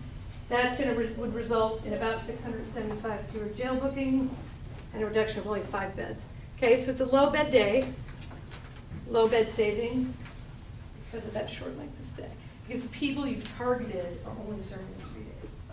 Okay, so if the people you targeted were serving 14 days, this number would be significantly higher. Okay, we're going to see that come up. Failure to comply. The 2 initiatives on incentivized probation and expand use of peer supports. So incentivized probation and alternative sanctions for probation violators traditionally don't see big impacts in the jail population reduction. Okay? Violations from probation are usually fairly quick, and so earned time credits are not going to catch up to them. Okay? This initiative has actually seen really substantial impacts on state prison sides, where earned credits on probation can really impact their stay once they get to state prison. But on the jail side, this is really not a big bed saving. Does that mean you shouldn't do it? Absolutely not. Okay, I just want to stress where we go. So we got some data from probation on this as to how long these admissions stay in jail. This is just a reduction. We also had FTC with no underlying charges. Okay. We talked about no underlying charges with FTA, and I want to stress that in terms of where these initiatives are, where your targeted populations are, and where you might expand them in the future. Okay. I know you don't know this off the top of your head, but 55% of all your people coming in and out of the jail of the flow have more than 1 charge. Okay, so they are cut from these assumptions, and they are cut from these. So this number is 3 days. Okay, once we sort of whittle down the eligible population in these targeted populations, it gets smaller. So we talk about, let's say this goes right. Let's say you start tracking, you put all these in place, your FTAs, you're saving more beds, okay? You could start expanding. Okay, there's potential here to expand a lot of these by loosening some of this criteria as each becomes more successful. Yes? I guess the problem that I have is the FTA assumptions you're making are based upon the statistics that include book and release. So when you talk about saving beds, the whole data system is skewed. There's no beds when a person is booked and released. And that affects the average length of stay. It affects a lot of things. Some of them are book and release, but not all of them. Well, I know that, but there's a good chunk. Yeah. There's a statistical significant chunk of people that are included in that. Correct. I'm not following. Okay, so when you're talking about saving beds. Yeah. You're not. You're saying symptoms booked and released is not put in a bed. They're correct. Not put in a cell. They're not put in. That's why it's 675 jail admissions diverted and only 5 beds. Okay. See, yeah, I totally understand what you're saying, and yes, That makes sense. Okay. Okay. Pretrial supervised release aims to reduce length of stay for nonviolent misdemeanor and felony admissions meeting this criteria, not domestic violence cases, not held without bail, and not cases with an underlying most serious charge. A portion meeting this criteria would have their length of stay in jail reduced. Based on the information we got, 1.5-day reduction for misdemeanors and 6.2 for felony releases, okay? So they would be released early on pretrial, but they would still come into the jail and serve some time. This is a bigger one. This is 56 beds. Okay?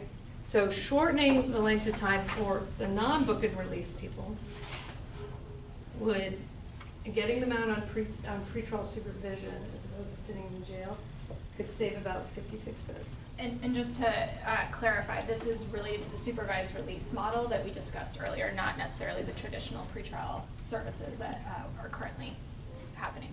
Okay, thank you. The translation of this to numbers is working. Quick question. Yep. Is there an attorney in the room? I was just wondering, can we legally do that in our state right now? Oh. As we were talking about the pretrial supervised release? Currently, people are being released to pretrial, and the way that we've talked about this would be just a release with conditions. So it would mirror what is already being done, just an additional resource. The term supervised, we can. Yeah, this is all something that would be developed and vetted before. We're not going to open up the doors tomorrow, but we'd absolutely make sure that we're not going astray from the statutory requirements. So is that the New York model? Correct. Okay. Okay. So Just a question, and I think I'm maybe understanding it better, but there was an article in the Spokesman that says, as of September, there was over 400 people that seemed like would fit that criteria in the jail, and right now that would be eligible for that. So I get that the way you're doing it is how many, how the change in days, but it seems like it might be a bigger number. So I'm wondering what's constraining that number. So I would question the 400 number when you apply a not domestic violence flag to that case and doesn't have another charge. It's a single charge case. I think part So of it, I think that's where I would question that. well, the numbers came from the data that Yeah. we've already presented. The part is that they're not necessarily, I'd have to review the data, but it was from an earlier presentation by JFA, and I think that the limitations around it are different. We'd have to figure out whether they were all pre-trial, whether there's holds, things like that. Yeah. So Wendy has, in her projections, whittled away a lot finer. So you'll see some disparities in the data that she presents with earlier presentations, and we footnoted that in the presentation to just make clear. You might have seen a different number earlier. We're using a different sort of framing or a different subset of that group to calculate the forecasting. Yes. Grant, to answer your question, that prior number that the spokesman used and was presented here didn't take into account that the misdemeanor population in Spokane County traditionally has been, let's say you had 1,000 people in jail. 150 of that would be misdemeanors. 55% of that would be DV related. The rest of that, half of that remaining 45% was DUI. So you don't have a lot of discretion in all but maybe 10, 15% of that. But this, my understanding was it included nonviolent felonies as well, so it was more than just the misdemeanor. But I get where you're going. It does. The DV flag is substantial. Yep. And as I mentioned, the multiple charges is also substantial. So, 56 is substantial, actually, in terms of what you're already looking at. But in terms of where you want to go from here, if 2 years down the road this is very successful, and you find a solution to some sort of supervision for DV cases that everyone's comfortable with and protects public safety, that's an area to go. Or to deal with the issue of multiple charges. There's a slightly higher risk involved with those things, but the discussion is there. Okay? Okay, case processing, which I know Maggie talked about as well. So this is based on the standards that were set forth by the National Center for State Court and Washington's advisory case processing time standards. This is big, and it's actually one of the lower cost ones to the county because it's the efficiencies in its processing. Assumes a portion of cases held in jail through disposition would have their length of stay reduced. So they would not be released. They would just be processed through the system faster. And what we've looked at in this group is everyone who eventually goes to state prison. Okay, so these are some of your more serious felonies. Okay, so we're targeting that group of this. They would provide the recommendations if followed, and I don't want to say enforced, but mindfulness of by the courts and a real focus and commitment to them. Should provide reductions between 3 and 14 days in jail for cases. Those will vary by the cases, okay? And you may have several cases that say 14 days, some that could say 5, some that could say 3. Yes, ma'am? How much is this constrained by the availability of public defenders based on case number limits? I can't comment on that. I can't comment on that, yes. But you can assume that you have to be properly staffed. Oh, absolutely, absolutely. This is a very conservative estimate for case processing. If there was a commitment to more staff on both sides, this could go much higher. Okay, and the savings would be seen on both the pretrial and the sentence. You know, your sentence population is very small, and it's actually misleading because you have so many cases that say pretrial sentenced and are then moved, or sentenced and then released. So really, a portion of that pretrial time is a quasi-sentence status. So yes, this assumes no additional resources. If there were additional resources, we could recalculate this, and it would be higher. Yes.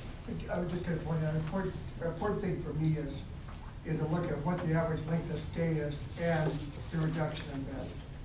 So when I look at this, you know, I see 3 to 14 days. That means something to me because that person would otherwise be sitting in there for 14 days. When I see a length of stay of 1.5 days and a reduction of 24 beds or only staying for a day and a half, that doesn't have the same impact as these folks right here to me. Yeah. Anyway, so. I can tell you, it's just not elaborated on this, slide, Okay. what the original length of stay is, and then what, but it's hard to match that up with the reduction, because if it's just, two faster days to disposition on a 300-day case, that's gonna give you a skewed percentage, where if it's 2 days savings on a 30-day case, it's different, so. But you get to my point. Yes, You absolutely. understand what I'm saying? So, I mean, some of these initiatives, from the inside looking out, are better for me than others. Correct. I understand. But I do just want to highlight that this is, everything we've been talking about up till now are your lower level offenders, okay? One offense, FTA, FTC, nonviolent, misdemeanors, pretrial. These are your more serious offenders. These are harder to target with traditional diversion recommendations and things like that. It's virtually impossible to get your judges to use lower sentences for the most part on state jail. This is a way to target that difficult population and move them through faster while still preserving public safety and justice. Yes? On your model, what was the percent of high-risk inmates that you used? It's not something that high risk, the definition of high risk is, you'd have to tell me what that is to you. Well, you have different classifications. You have in classification, you have your low risk, your medium risk, your high risk. High risk offenders are the ones that we see in and out of jail on a continual basis.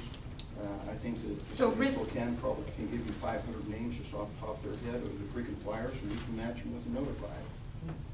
So risk to reoffend, risk to violent reoffend, or risk in the facility? Risk to reoffend. Again, you'd have to tell me what your definition of high risk is, because it is not consistent across the field. You will see later on in the presentation, Sheriff, some of the work they did around projecting construction costs does include classification within the facility, but in terms of risk score, pre-trial, that has not been included in the forecasting as far as I'm aware. Because that's one of the key factors when you're trying to figure out how you're going to eliminate population. You're talking about your worst case scenarios. Well, there are many translations of that. Traditionally, 75% of the Spokane County Jail is a high-risk population. It's that population. Yes. I was just going to say, at some point, are we going to add in there the diversion for the crisis stabilization facility too? Yeah, we'll let her get through that. I think in terms of the risk, as Wendy was getting at, it can be categorized so many different ways that we don't see it reflected in this. Go ahead. You've had your hand up for a while. Yes, at the risk of being redundant, the length of stay between 3 and 14 days, how can that be a clean data if we do not represent the people of color, simply because we know that typically, excuse me, that they have a longer length of stay than the average population? I think he's asking whether your forecast was broken out by race.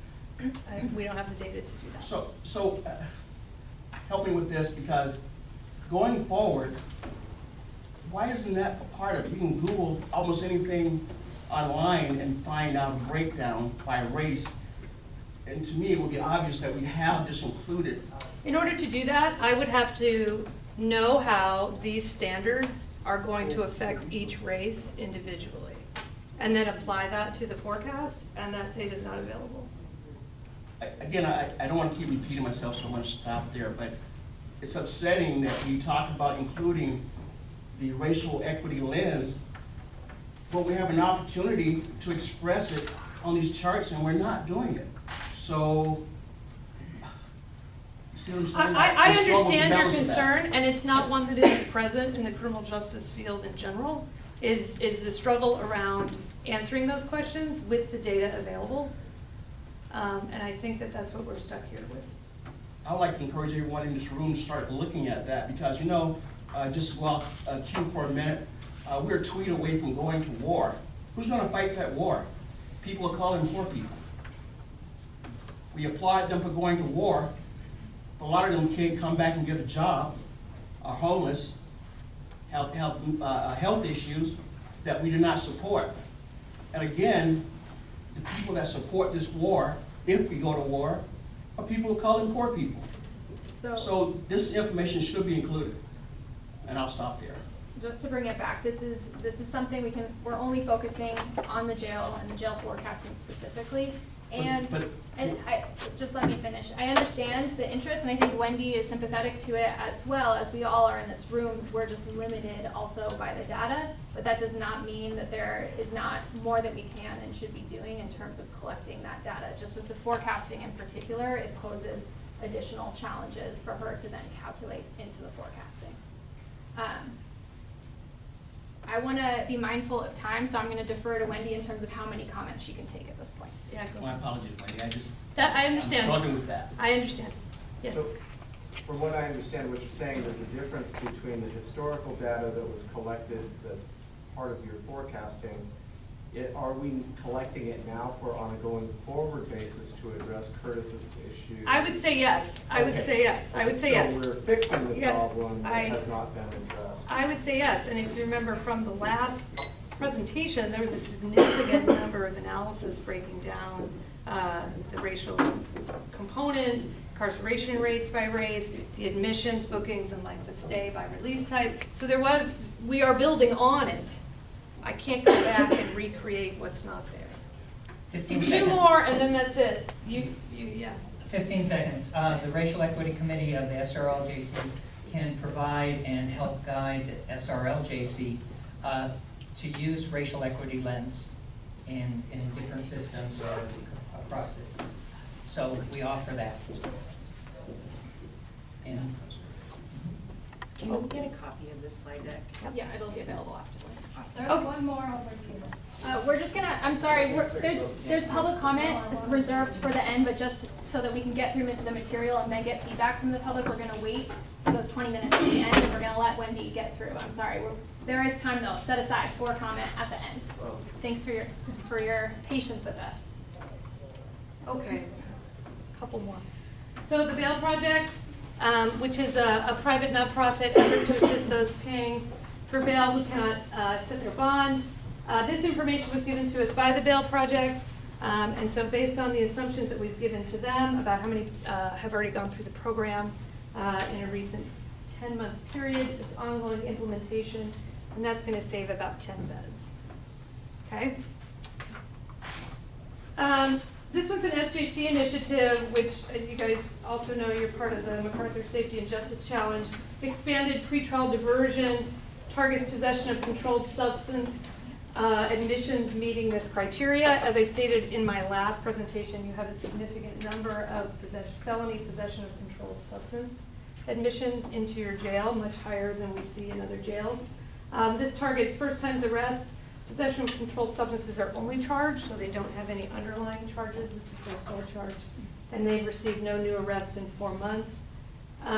If a portion of these individuals are diverted from jail, you're looking at a reduction of 19 beds. And just to clarify, the expanded diversion was something that we included in our proposal to the foundation that was funded through the MacArthur Foundation Safety and Justice Challenge. We don't currently have it up and running. It's an ongoing conversation and figuring out what model works for us locally. And so what Wendy has sort of programmed into this are some proposed eligibility criteria that we've looked at in the past. But again, this is just sort of a guiding point for us. And this is, I have to say, in all honesty, this is a very conservative assumptions put on these. Mostly possession of controlled substances are only charge. There are a lot of individuals with possession of a controlled substance that have an underlying lower level misdemeanor or property crime. Okay, so if this criteria was expanded to include those, you would see this number go up considerably. You probably don't remember it as intimately as me, but there's about 190 people sitting in jail right now where their most serious charge is felony possession of controlled substance. That does not mean that is their only charge. This does not mean they don't have a domestic violence flag, but that is their primary reason for being in jail. Okay, so if this was expanded, this number would go up. Yes? How is most serious charge assessed? Yeah, defined. So we worked with the county to do that with an established set of guidelines. It was based came off up the with. state sentencing guidelines, and that was what, there was a sort of tie between multiple charges. The public defenders took a look and provided guidance on that, and then we used that for our previous analysis as well. And then the city's version was done in collaboration with the city prosecutor and city public defender, because we don't get the same sort of guidance from the state. Okay, last one. So we get to the much awaited numbers. So this is mental health, but I know that the term is now behavioral health. It's been changed in the field lately, so it's my mistake. So there are 3 really centered around behavioral health initiatives: the Bail Review Project, mental health crisis stabilization, and I keep doing that, and the mental health co-deployed team. So we sort of lumped these all together, even because they're targeting really the same groups and the same population.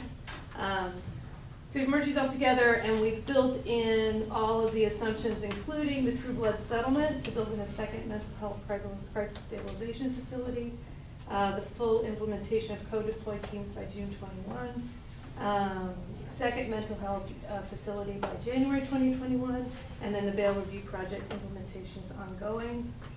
So 3220, you're up to 50 beds just for your behavioral health initiatives in total, and I want to congratulate you all on this. This is a very comprehensive plan and set of measures for your behavioral health population. You should be applauded for that. It's very good. Can you speak up just so folks can... Yes, I'm sorry. I wanted to just applaud you for such a robust and comprehensive group of initiatives targeted towards behavioral health.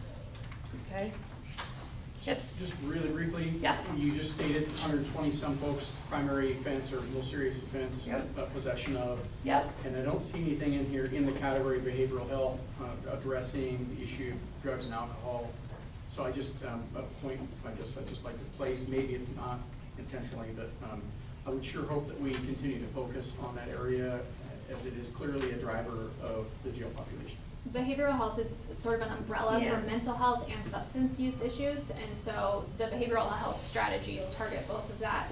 Oftentimes we see people with co-occurring disorders, so both substance use disorders and mental health. So these strategies are designed, in part at least, to target both of those populations.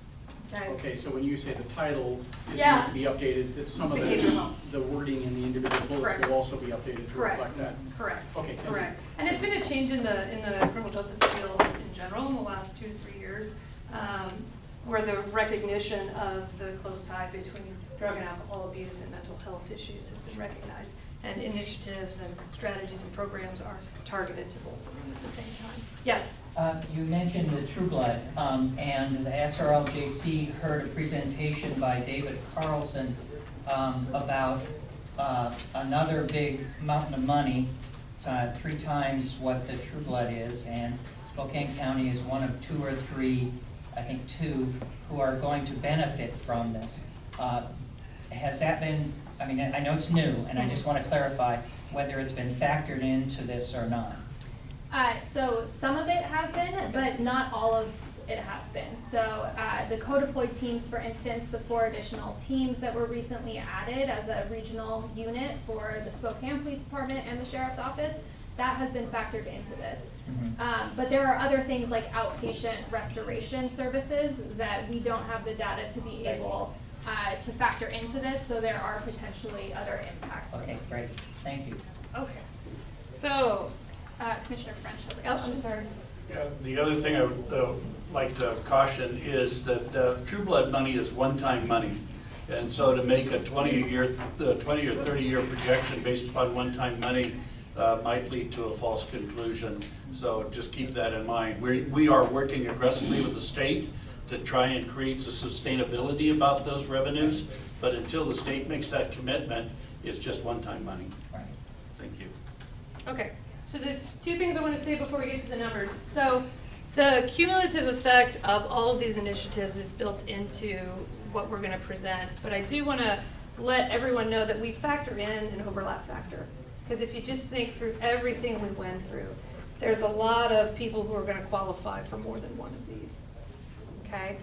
And so we do factor in a discount for the fact that you're targeting a lot of the same individuals or category of individuals in multiple programs. Okay? So if you're like, oh, these numbers seem lower than I think they would be, it's because of this discount. So we've tried to establish this overlap and give you not an a la carte, but a cumulative system change number. Okay, so let's look at the numbers. So first of all, this is your historical population in blue here that we looked at from the ADP slides with a peaking factor on it, okay? Everything going forward is gonna be with that peaking factor, okay?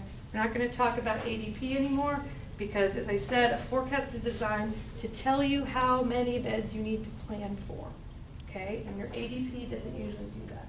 It has to be that highest point or lowest point in the year, okay? So all of these are your historical numbers with the peaking factor. This gray line is the new jail forecast with all of these initiatives built in, with all those discounts built in, all the cumulative effect of that, okay? The orange line represents if you're not doing anything differently and that everything that is in place now is cut off, okay? Some of the things I talked about were already in motion, like the bail project, some of the co-deploy teams and things like that. Those are already sort of in motion. So this orange line is really just for reference, okay? You sort of erased everything you've already started, and you don't put anything new in place. This is where you would be. And all those forecast assumptions I talked about at the beginning of the same. Length of stay stays the same. The bookings continue at that 0.6 rate that I talked about, okay? All of that is going to come into play, all right? So that's what you're looking at. I was asked to focus on this federal and DOC whole population, and so I'm going to present 2 slides that take that forecast, both of those forecasts, this is the one with the initiative. These purple bars are that DOC whole population. Okay, so you can see the targeted initiatives do not affect that. Okay, they are really for your pretrial and sentence population in the jail. Okay, so we forecasted them separately. Unfortunately, I don't have historical numbers of the holds, so that historical line is up here. But this is the jail population minus the DOC and federal holds, with all of the initiatives built in, and then the assumption if we roll back everything we're doing now and we don't do anything differently. Okay? Does that make sense? Can you read the numbers? Could you please just read out the year and the Sure. numbers on the last? By 2025, you'd be at 900 without, 705 with, 737 with 2030, and 931 without, okay? And that's without the contract population. Without, this is without the contract bed population, okay? Could you, on the, because I couldn't see the numbers in terms of the federal and the state, how Yeah. much each, what's the kind of? So the federal start, they're between about 145 and 150 on any given day. The slide before, he wants to Oh. read out as well. I see. Oh, okay. 2025, 2026. 860 without, 1054 with, 1080 without, 886 with. And that includes 145 to 150 DOC kept constant. Okay? Okay. As I stated earlier, the jail population forecast is only as good as your policies remaining the same. You doing all of the things that you say you're going to do, and things not changing. We all know that that's usually not reasonable. So I encourage you, as you move to a data-driven decision-making model, continue to look at these and update these. Okay? You know the assumptions. You can see if they came true or not. Okay?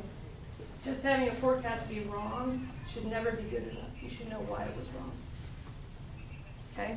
You have the assumptions, you should be able to do it. Yes, sir? Is there anything in there about crime rates? They change over time, sometimes they're high, sometimes they're low, but as the population of the county increases, even if the crime rate remains the same, do you address the crime rate at all? I haven't heard you mention it. So we talked about crime rates at the last presentation, and we mirrored it against the historical demographic population for the county, as well as the bookings into the jail, and there's no strong correlation between them.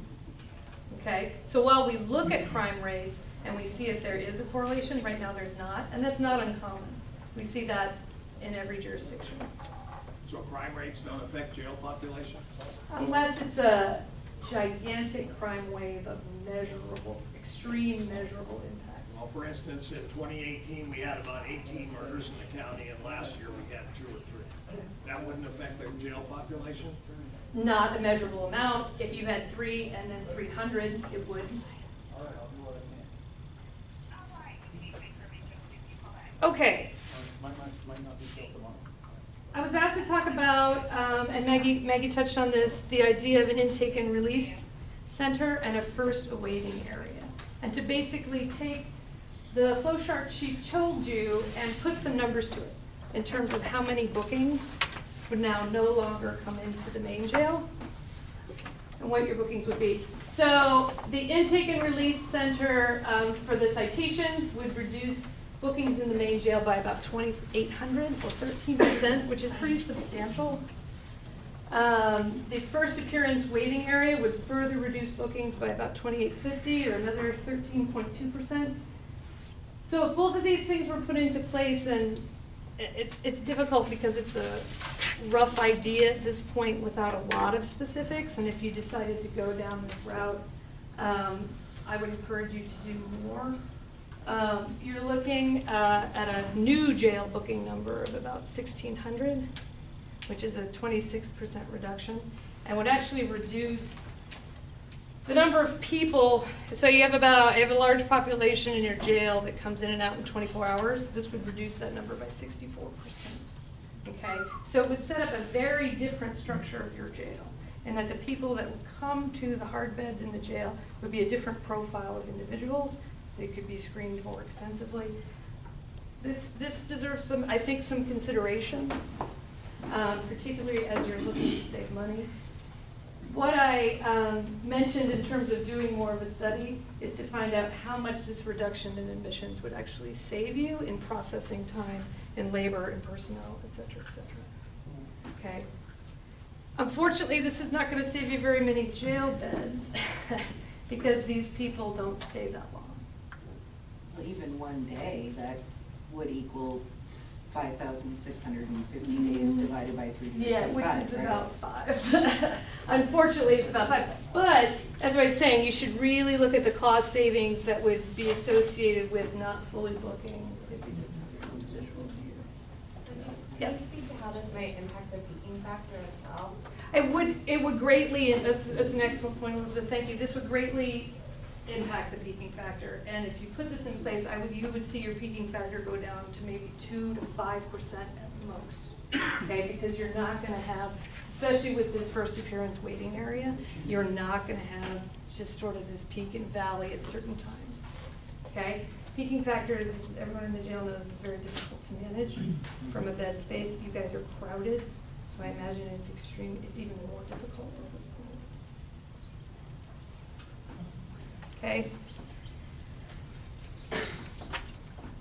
Okay, so I just want to speak to some other some of the, just in summary, the initiatives, and I've touched on this in certain slides in doing the analysis of the target populations that you spoke about.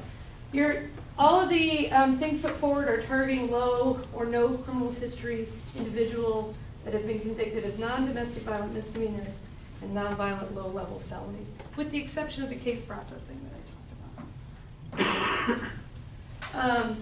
But you're targeting a very low risk, very, very low risk group of individuals.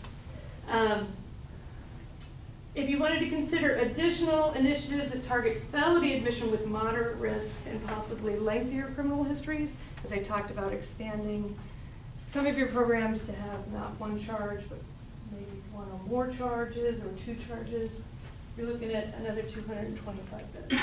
Okay, that is a rough back of the envelope top number, and you'd really have to look into what the criteria is going to be to hone that number. Okay, but there's potential out there. Okay, some might be higher in the moderate risk category, and you'd have to be comfortable with that, and you'd have to be comfortable with the programs you're putting them in and what you're doing with them. There are not a lot of target populations or initiatives around the sentence population, again, with the exception of that case processing, and that you'd be moving them through sooner. If there was some sort of looser criteria EM program for the sentence population or other alternatives for sentence time in jail, that's about 140 beds for nonviolent sentenced invincibility. Non-violent sentence felony and misdemeanor populations, okay? So is there more you can do? Absolutely, okay? But this is a good start.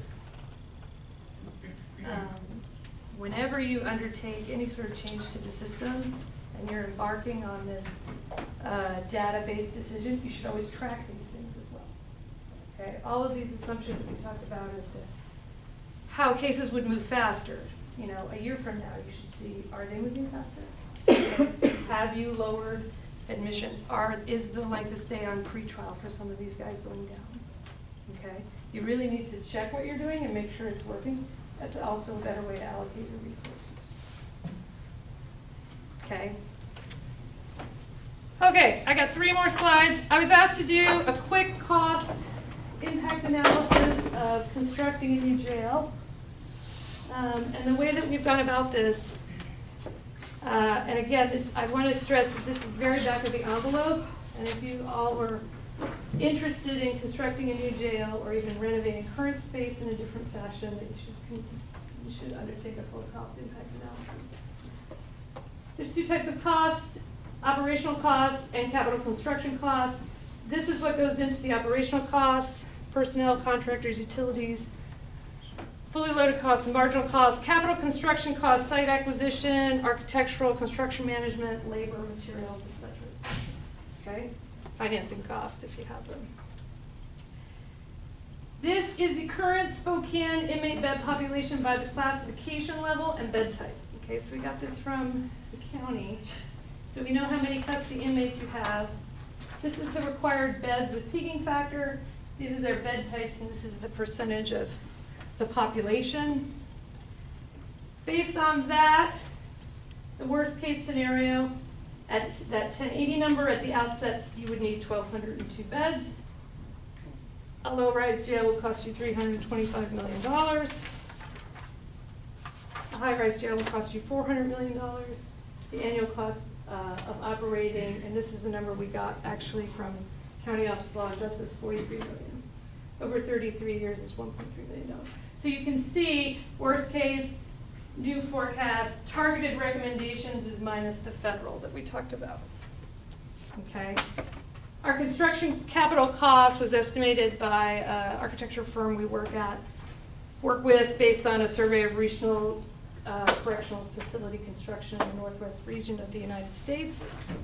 And as I said, the operational costs were provided by the Spokane Office of Law and Justice. So you can kind of see, sort of gauge how much constructing an entire new jail was. Just really quickly before you take the comment, the operational costs were provided by our budget office. Oh, We've sorry. done a lot of work in that regard. Not our forte, but fortunately we have experts in the room that provided that. Got it. Operational cost over what length of time? 1 year. 1 year, okay.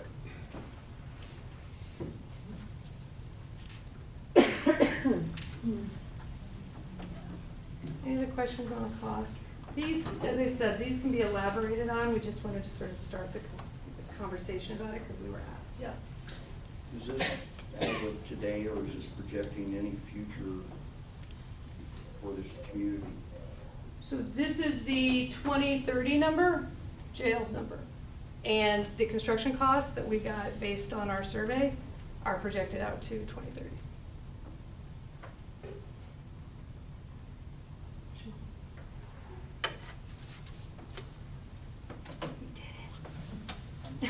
Can I make one more Yes, comment? yes, absolutely. And, I think there's, all the reforms are, exciting and very pleasing, I think, to all of us.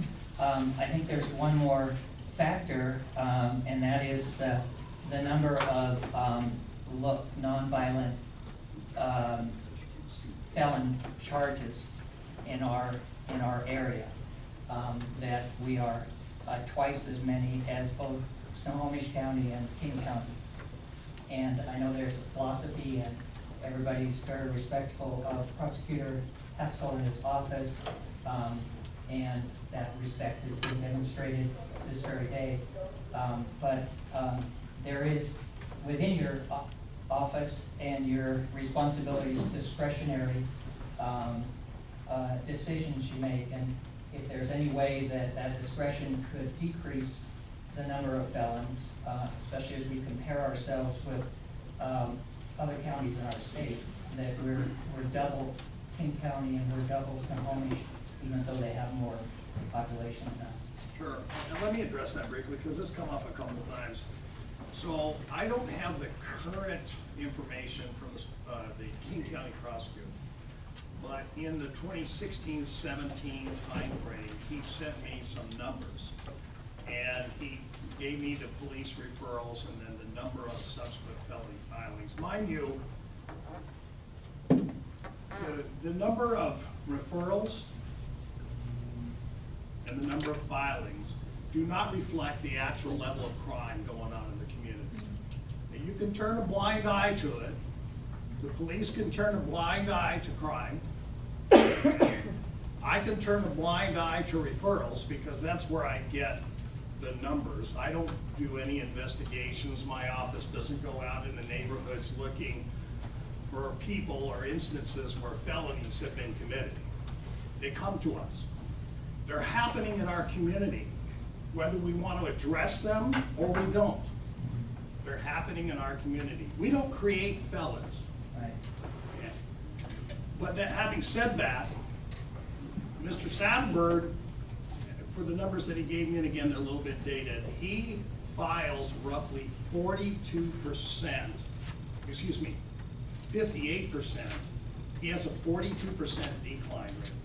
Now, I'm not sure why that is. You'd have to dig into some, you know, are they adequate police investigation on that, meeting standards and that sort of thing. Here, we follow the statutory guidance. I have said that I will not decriminalize Spokane County by policy.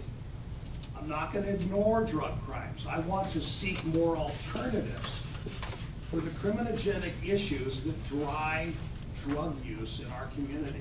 That's what we need to be doing. But to ignore them, don't file them, put them in a drawer, say it didn't happen, that's not going to help the community. It's not going to make it safer. And it isn't going to, then, you know, we could go celebrate the fact that we have, you know, 4,000 less felony filings, however, you know, whatever number in Spokane County. But that doesn't address what the issues is. The issues is what the statute requires, and the issue is public safety. We do not make the public safer by ignoring crime. I have statutory guidance. Some people say that my discretion is unfettered. Is it really? Starting with the Constitution, but let's talk about 994A411. The legislature promulgates the laws that we follow. Can you agree with that? And they say that if charges against persons or property meet certain statutory standards, they will be filed. Will be filed.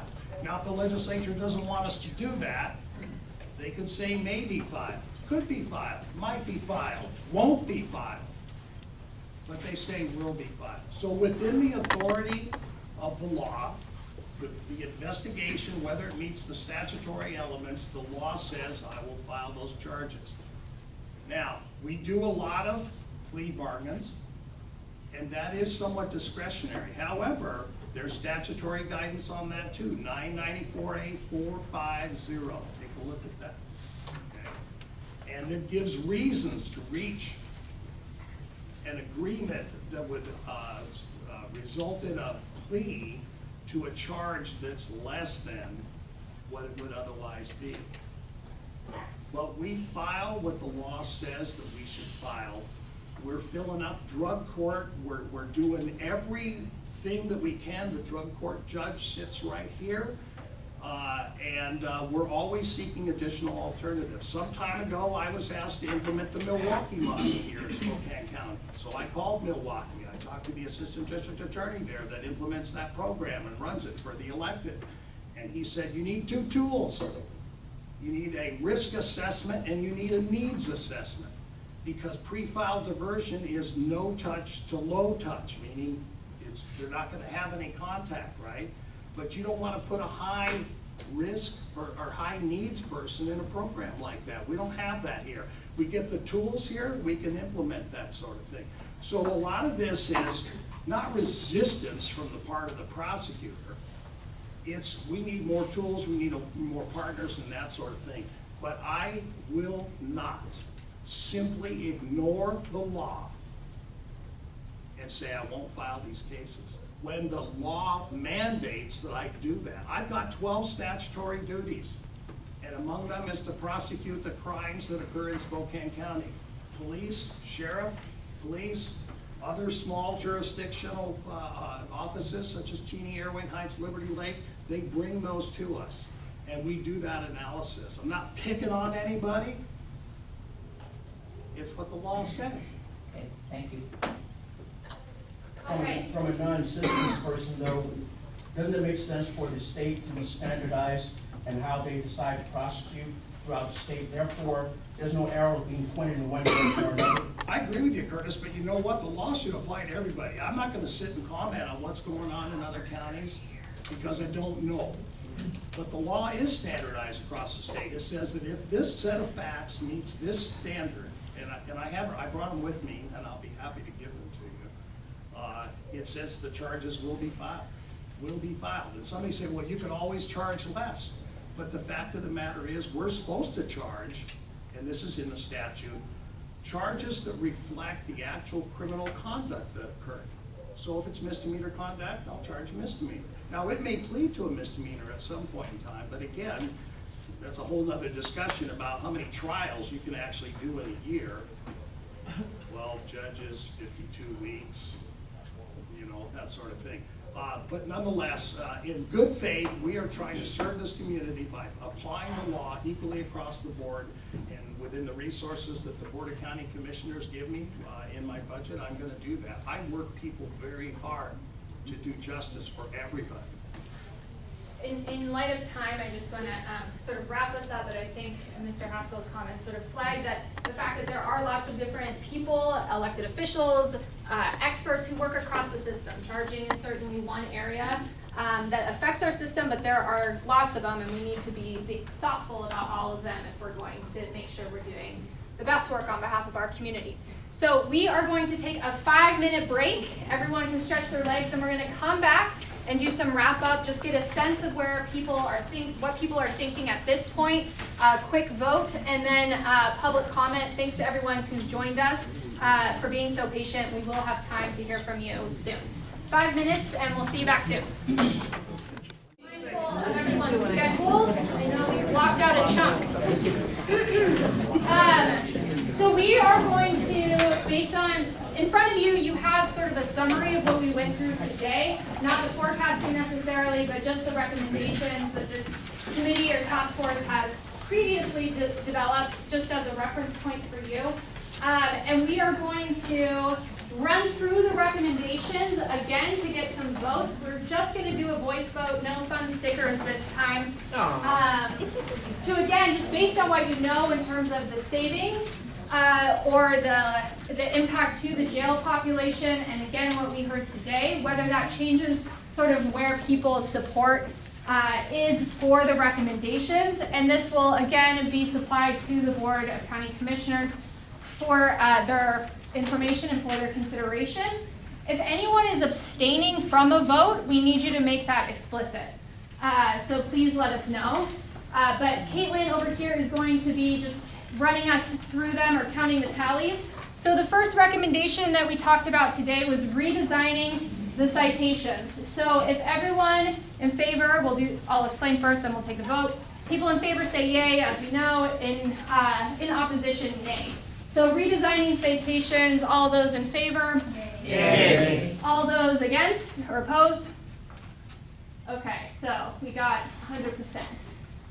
Expanding court date reminders, all those in favor? Yay. And opposed? Great. Resolution at Warrant Fest, all those in favor? Yes, sorry, Mr. What do you mean by resolution? Yeah, that's case resolution. Yeah, so offering, I think this is something that would have to be developed in sort of the implementation of this and determining whether it's going to be a dismissal or you just do community service. Or provide evidence of some other thing at the event. What Tom is referring to is there's debate at one of our earlier meetings about if you do a resolution at Warrant Fest, is defense counsel going to be there to be able to explain their rights, explain the consequences? And so that's part of, I think, the concern around this initiative, and that's fine to object based on that, but again, these are sort of what we started with. We've continued to refine and discuss them. We have not had commitment. We have the city prosecutor next to you. If he agrees to dismissing the low-level cases right now in exchange for community service, not to put you on the spot, Justin, I'm just kidding. But that's something for us to work out. And again, you can vote based on the information that we have right now. So all of those in favor of resolving low-level cases at Warrant Fest, say yay. Yay. And opposed? Nay. Okay, can you raise your hand if you oppose, just so we have the correct count? I'm going to go with a voice vote if you change the rules, but you've called us out. 1, 2, 3, 4, 5. Somebody it's Congress. Great. Oh, Kathy, was that you too? Yeah, I was going to abstain, but I'll just say no. Okay. Okay, great. Incentivized probation, yay. What does that mean?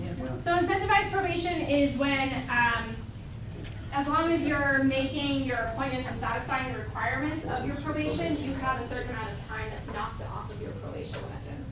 So for people who are performing well, it shortens. If then I mess up, added time, or time is added back on. So it allows for some administrative sanctions as well. if you're not meeting the requirements of probation, it's not going to be helpful for people. But it allows for a shifting of resources within the probation office to make sure they're able to really focus on those who need it. Isn't that already in the discretion of the court already? It is in discussion.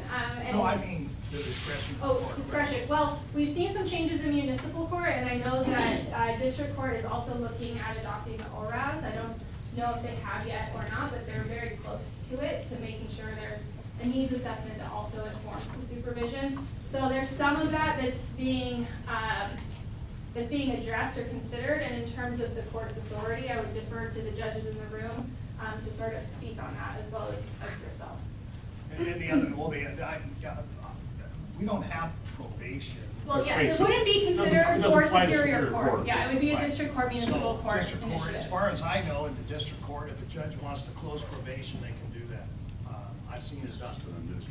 Judge Logan's been doing this for years. I think Judge Staub, you did this as well on incentivizing a little bit. I know Judge Logan's done that. If someone is in compliance, they've done their treatment, they're checking with probation, that she will cut off months. I don't know that we have added months back on, but we've been doing this probably for the last decade or so. It would just be more standardizing the practice. Okay. Probation's adopted a system now where they're actually going through their cases and looking for recommendations to close and then presenting them to the court. And just for clarification, Maggie, this would impact our jail population because there wouldn't be more people getting called. You can see on the form in front of you that it actually is a small impact based on the reasons Wendy went over already. So the obvious assumption on all of these is that we're talking about within the current legal parameters, and we're talking about with the discretion of the judge. But in general, we support the concept. Sure. Yeah, and the legal requirements, that's an assumption across the board. Yes. We're not going to do anything illegally. Or we Not to speak come for on. the commissioners, but We don't need to change the that's law it. to make it happen. Sure, yeah. Okay. Here that you could add more time on probation? Within the sentence, it wouldn't exceed the initial sentence. So if I was... Okay, so as long as it would be set by the court at one point, it could be reduced, but they're not gonna increase it beyond the original amount. So a 3-year sentence to probation will never exceed 3 years. Based on that, recognizing that there's details people still want, all of those in favor, please say yay. Yay. And opposed? Okay. Can you abstain? Yes. 1 abstention, 2 abstentions. Okay. Can you raise your hand if you're abstaining then? Yeah. 1, 2, 3, 4, 5, 6, 7. Should we just count you as a I was gonna say. the commissioners in the room abstain. Yeah, that's fine. So That's fine. and I just want to clarify, Cam is voting. I think Cam has stepped in for proxy. Is that correct? No problem, just want to make sure. Okay, great.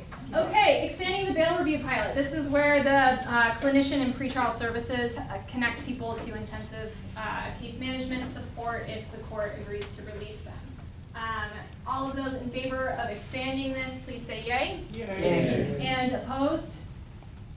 Okay. Electronic home monitoring is just for our sentence population. This would require us to look at our internal policies and see what we could shift. Really, the vote is just a recommendation that we do that or not do that. It's not saying, yes, we are telling the jail who they are going to release or not. It's just we need to have a conversation about the requirements that we're adding on to the state statute, allowing people to be released to electronic home monitoring.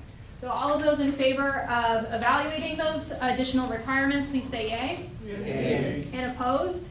Nay. Okay. Your one vote. Raise your hand. 1, 2, 3, 4. 5, oh yeah, 1 vote. 4, you're right. Okay. Any abstentions? Great. Limiting overnight releases, so really just making an available waiting space for people who are released overnight, and where possible, making sure people are getting out during daytime hours. All of those in favor, yay? Sorry, just had a quick question. Explanation. Is that waiting room, is that voluntary? So just saying, hey, we've got this, or is it, are they still in custody? Yes, it's voluntary. Okay, all right. All of those in favor? Yay. And opposed? Nick, Okay. just because I don't know how it's gonna be material. He'd be in charge. Yeah. I see him. Here's what I see, a bunch of people standing in my lobby. Plus dollar Just signs saying. ringing in your head. Are you opposed to the concept or just? No, not opposed at all, as long as they go out the door. And Okay. they go to And go one someplace. place. Next up, reach-ins. This allows community providers greater access to their clients in the jail so that they can help plan for their release and hopefully get them stable and reduce repeated contact with law enforcement after the fact. All those in favor? Yay. And opposed? Okay. Great, moving on to the next set. Okay, investing in community resources. This is relatively vague. As we talked about earlier, it doesn't sort of define what investment is and who's responsible for the investing. So I guess I'm curious to get feedback from the room if people feel comfortable endorsing something that at this point people want to specify, or do we want to move on from this? Just curious. Yes. These are principles, and so it makes sense as a principle, just like it's a principle to reduce racism in the system. So I'm comfortable voting on it. This is more of a program or initiative rather than a principle.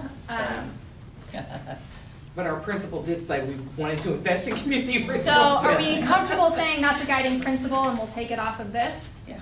Any objections to that? One quick question on that. Will that work in conjunction with the school districts as well?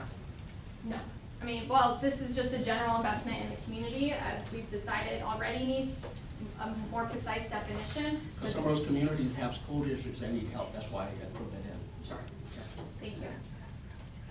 Okay, so you can just say C, guiding principles. Continuing to support efforts to improve case processing. We talked about this at length. It's something that's already started, but there are potentially ways in which we can support it to continue with a successful implementation, including supporting the recommendations, giving the court support to implement those recommendations. All of those in favor of doing this? Aye. And opposed? Great. Oh. I'll abstain. I'm still not clear what you mean by giving the court support. The courts received a report of preliminary recommendations, district and municipal courts. Superior Court has already worked with NCSC, and so they have some preliminary recommendations of areas that they can refine in order to improve the flow of cases. So, well, maybe I'll change to a nay, because without the resources to staff at the appropriate level, we cannot do it. Okay. So what? Okay, now we're moving into some of the new initiatives that we've identified. I have a question, because supervised release doesn't seem to be up there, and that was the highest vote last time we met. And it's a major point on Wendy's thank you. thing, so it seems like that should go before we go to Yeah, the new one. let's toss that in the blank space. Thanks for catching that. That was an oversight. Good eye. That's why I'm here. Very exciting. That's why you're council president. Okay, thank you for catching that. Supervised release, which is the Brooklyn model that we talked about earlier today. All of those in favor? Aye. And opposed? Okay. Maggie, I'm using Mark's overall definition for all these. Yes. Am I still correct? You are correct. Okay, Must thank be you. legal in all cases. Thank you. Yeah.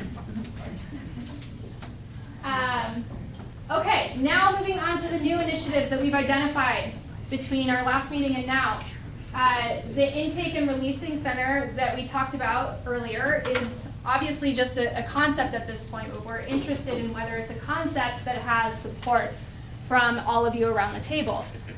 So again, we're not gonna toss a portable in the parking lot tomorrow and open it up, but we do want to, if there's support, continue to explore and develop this. So all of those who are in support of investigating this model, please say yay. Yay.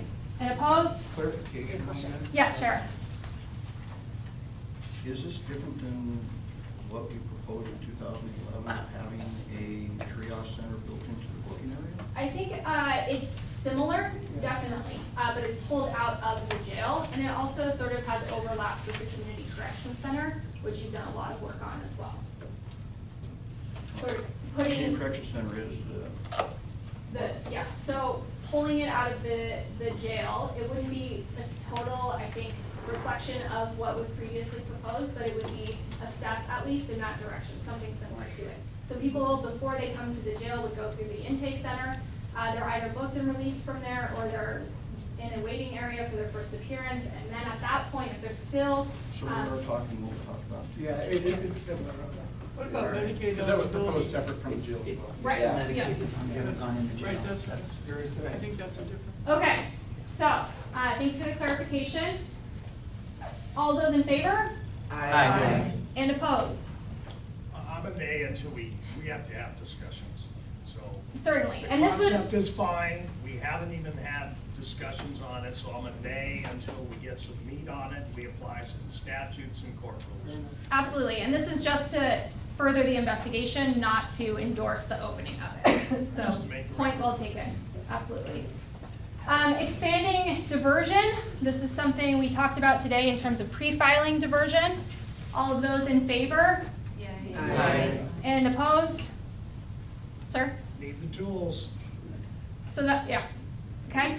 We don't have the tools yet, so when we get the tools, then I can change my vote. Okay. Assistant Chief, that was a nay. That's correct. Okay.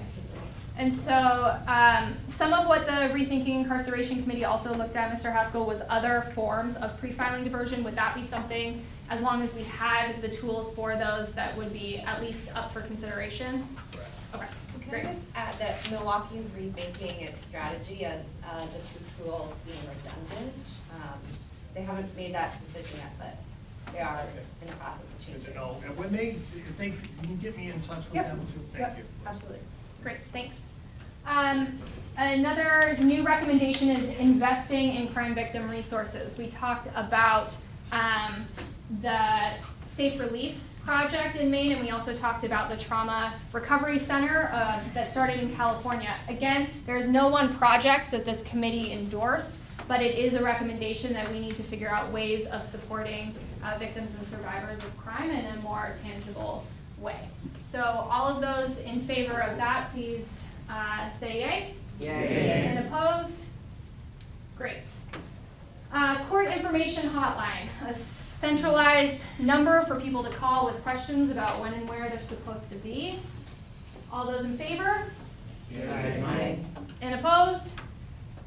Okay. Can we also expand that to have like a person when somebody comes to the courthouse to get information? Because people wander all over trying to figure out where their felony arraignment is and things like that. Yeah, I think that's a separate recommendation, but we can note that as well as a comment. Okay, I'm going to skip to the very last one, which is actually an old recommendation, expanding peer services or peer support. Again, people with lived experience who can help support people through the system. And we've already seen this with some of our therapeutic court models employing this, and we'll see it more with True Blood as well. So all of those in favor? Yay. And opposed? I'm a nay until I see what it looks like inside the jail. Okay. Okay, so then Wendy in her presentation identified two different populations that we should explore for targeting with interventions. One were the more moderate to high risk folks facing more than one felony charge, and then the other population was our sentenced population. So I'm curious from this room whether there is an interest in exploring how we target those populations, or if we're okay with how we're currently managing them. So let's break them into two. The first being, do we want to explore different interventions with our moderate to high risk population currently held in the jail? Those in favor? Aye. Sorry. I don't know when we say interventions. So many of these, or I should say recommendations, many of the recommendations we've already gone through target those 7 or so target populations. What Wendy identified through her analysis is that they're all sort of targeting a similar population of people, not the moderate and high risk folks. And so she's saying, if you want to do more work, then you should look at these two populations because you're not really touching them at this point. Maybe, I just wanted to ask, I mean, we've heard many times that people that come into our jail are often facing an average of 4.2 charges. And so when you say this would also touch on people who are looking at 3 possession of a controlled substance charges as opposed to just the 1, right? What all of these initiatives that we're talking about don't look at people with multiple charges, even if they are all low level, right? Some of them do, but as Wendy noted earlier with the possession of a controlled substance analysis she did for the pre-filing diversion, that's only with 1 possession of a controlled substance charge. So perhaps this is too ambiguous at this point to vote on, and that's okay. But these are 2 populations that we have not touched, and so again, I'm going to ask if there's an interest in developing additional programming for them, after which the sheriff makes a comment. Actually, we have touched them. We started talking about trying to impact these populations in 2010, 2012, and I have programs set in my iPhone. So I think it's worth exploring how we try to reach those populations.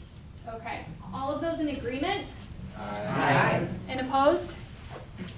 And with our sentence population, again, EHM was really the main one targeting that, as well as incentivized probation, but they're out of the jail.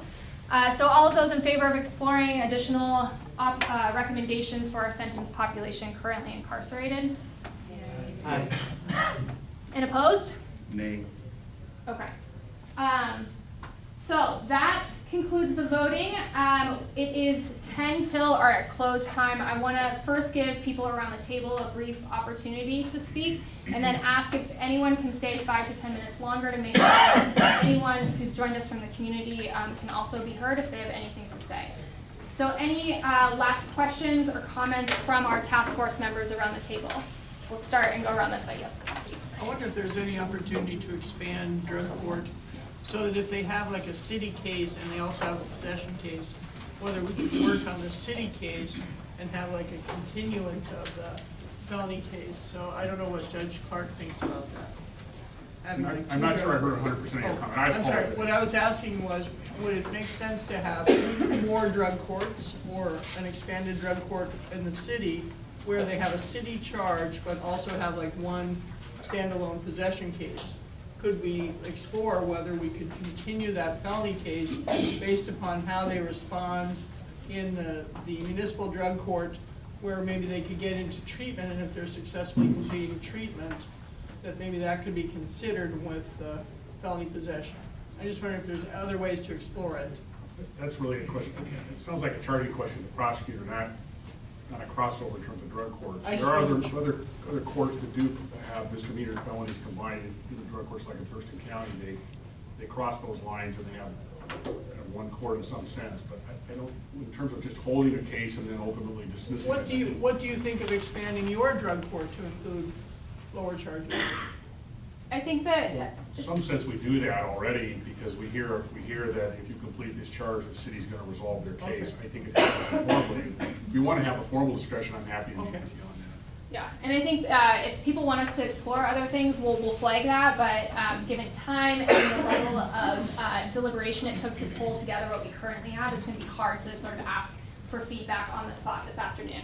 Just a quick comment. When I heard you talk about the 20 to 24-year-old males, it made me think, what are we doing to prevent crime? You know, I mean, this is all about once they've been arrested, and to me, the community needs to, it's just a comment that. Yeah, sort of getting back to investing in community-based resources. Any other questions and comments around the table? Mark? Well, let's see, so two quick points on the modeling. Greatly appreciate the amount of work that went into that. I just need to, for the record, I need to restate this because at least there is media in the room. We walk away today thinking that that's a laudable or a tangible goal that we can achieve, and I think there's 2 things. One is really small, which is what I heard from the model is we're using 2019's data in terms of our average daily population. or length of stay, excuse me, as opposed to the chart that showed 4 or 5 years, where it's clear that that was, I think, the low on that spectrum.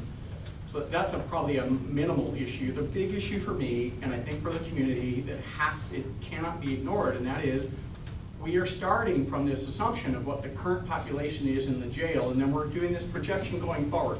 We are not contemplating in this modeling what I would call the pent-up demand. The reality is that crimes are not being reported, people are not being arrested, because, and it's, as was mentioned in the break, that's why we have book and release, is because we have a system that is overloaded on all fronts. And so unless we start from this and make some calculation, some effort to say, what would happen if we had the room and we actually could hold people accountable that we're currently not holding accountable? I think that's a massive number that we are not contemplating in this model. So I just want to go on the record of saying that. Thank you. Okay. Mark, just to go back to that, because I'm confused on who we're not holding accountable. I think Mark's referring to the book and release population. But they're still going through the system. Correct. Holding accountable, we're talking about pre-trial, presumption of innocence and the right to be released. The presumption of release. And so I think we're kind of mixing two things. And, well, I guess and that's dangerous. Yeah, I would say all due respect, we're not. We didn't start out with this premise that book and release is a viable best practice solution to when somebody commits a crime. We created. You just said commits a crime. You mean when they're charged with? Sure. Okay. Okay. Fair enough. No, that's I totally agree with you. So fair enough. The other piece, which is crimes that are not being reported, or decisions that the officers are having to make out in the field because they know that we're only accepting felons into the jail, the rest are booked and released, okay? So there are decisions that are being made where that individual is, I would say, allegedly committed a crime that is not being brought to the jail at all. There are, I guarantee you the public is not reporting crimes that are happening because they know there's no accountability in the system. So those are the things that I'm speaking of. It is hard to measure, but like I told you, if you went out and you polled your officers, you polled your sheriff's deputies, you polled the public, they're gonna reaffirm that, which is there are folks that are not even entering the system because the system is at maximum capacity. But I think it's dangerous when you talk anecdotally. But, I mean, what we've seen today are numbers. This is factual. This isn't anecdotal. This is truly happening. I want to move along to just allow for questions from the community. I know that I want to respect everyone's schedule. I think that the point about accountability and pretrial detention is something we've talked about in our last meeting, and sort of making sure we're making a distinction between pretrial detention and then accountability once someone has been found guilty. So with that, but it's not being reflected in your numbers, Maggie.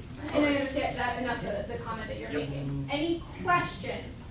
Just questions at this point? Yes. Status of the blueprint reform report card. We have one of the authors in here. The deadline is later in March, so they're working on it. But if you want to respond. I can comment on that right now. And number one, I really appreciate the amount of work that Maggie's done and that everybody else has done. This is a tremendous, and the only reason that gives me standing to be here is that I'm one of the three that is supposed to do a report card on all of this. Let me tell you two of my concerns. And again, I haven't been at all your meetings, and I'm not really sure whether this has been covered. I've heard the number. Maggie? What's the number? The cost per day? On average, 134, and then our budget office has recently calculated a booking number, which is 298 to book someone. What's the cost to the? And again, maybe you've covered this. What's the cost to the public? Let's say a simple auto theft or auto break-in. Have you ever covered the cost to the public? Not in this. Is that a part of an equation? The cost to the public, the cost to insurers, the cost to all of us. What's the cost or the price of an individual's violation of their privacy, this sort of thing? Have we ever considered, when weighing the cost of jail to the cost to the public, has that ever been a consideration? And if it hasn't, from my standpoint, then I think that side of the equation is missing. That's the first point. Second point, the 13% of people of color in prison, that's a big concern of mine, a huge concern, and it should be. But that's the what, the 13%. I want to know the why. And have we ever gone into the why? Bravo. Have we ever gone into the why, the 13%? Is it all,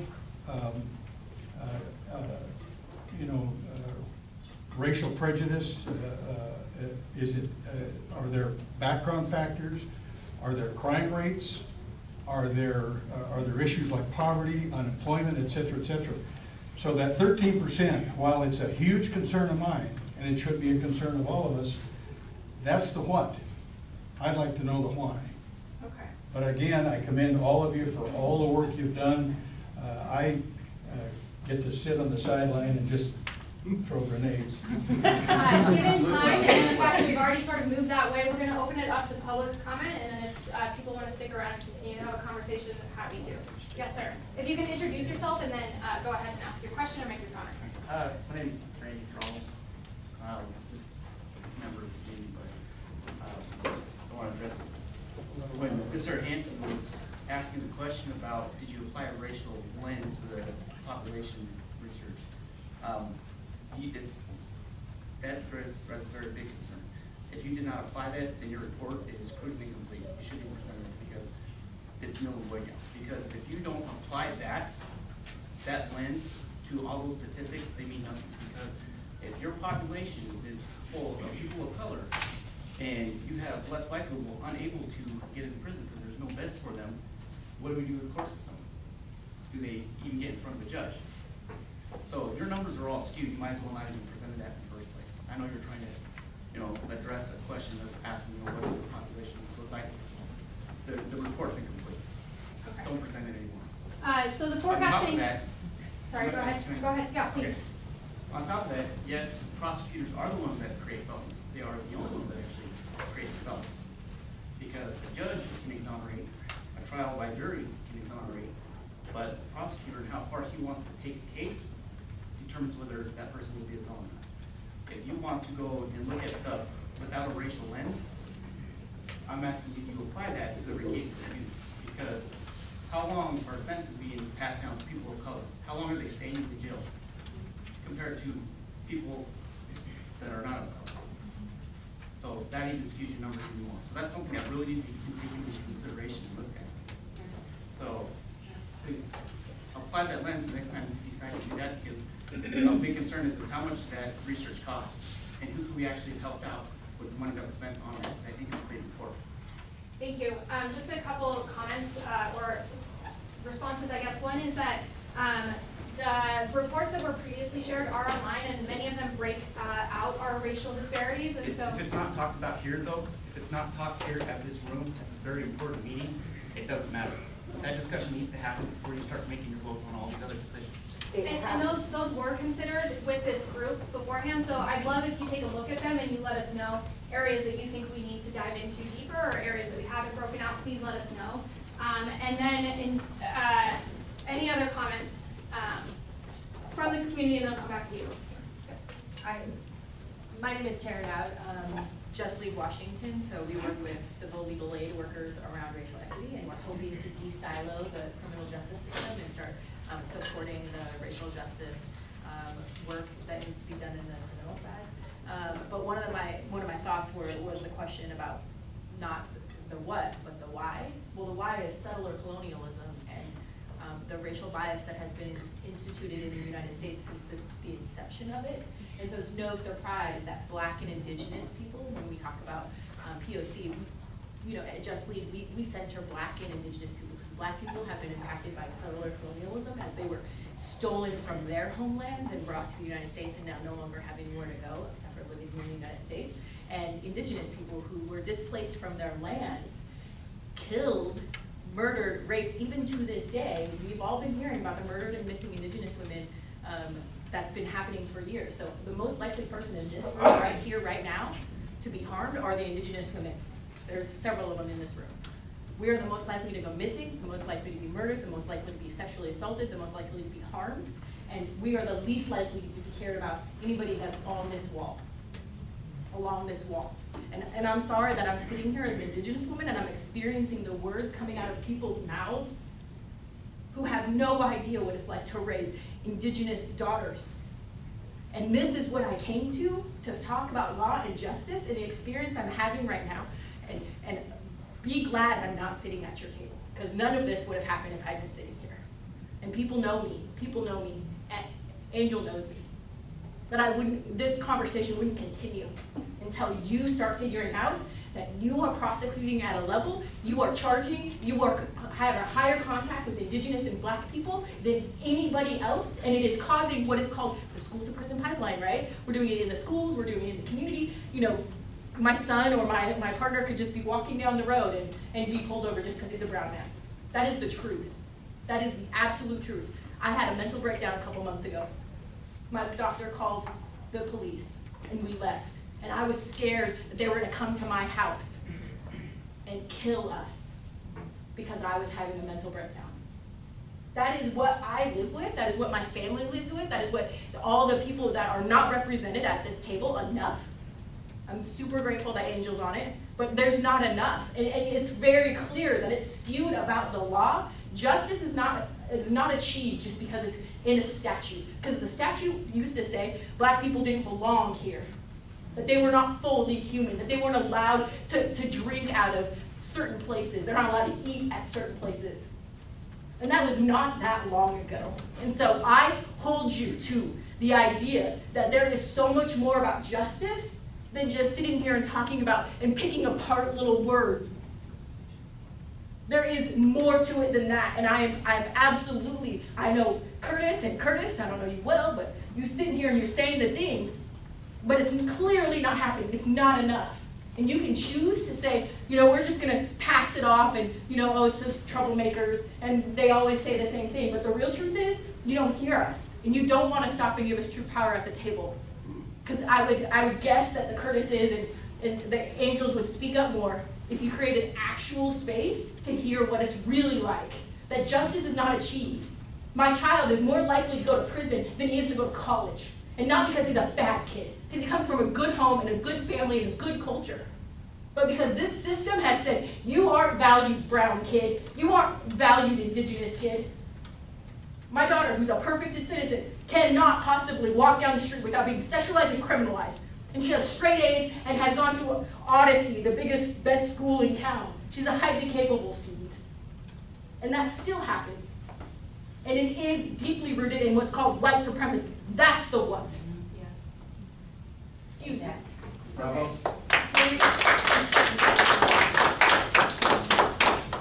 There's a hand in the back, and then we're going to have Cam make a comment, and then we'll wrap up.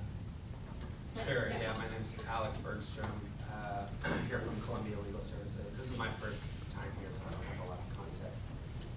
So just observing and had some questions. Really, it was all covered over here, I think, but I was just kind of confused about at the beginning of the meeting. It seemed like the entire room agreed to include race equity as a guiding principle, and yet a few times it was brought up, it was just brushed off, or you know, comments like, oh, we talked about that before. But if I didn't hear that little bit, it would seem like it wasn't a consideration at all. The dedication of the time, like you said, to all of that data that had no mention of race whatsoever. It just, I guess I just kind of question this group's accountability between itself and each other, or, you know, I'm wondering about the utility of these principles in practice. And I would add that if you're a Black person in Spokane County, you are 10 times more likely to be incarcerated, 5 times more likely if you're Native American, almost twice as likely if you're Hispanic. You would spend at least 10 days longer in jail if you were Black. You would spend 10 days longer in jail if you were Hispanic. You would spend 5 days longer in jail if you were Native American.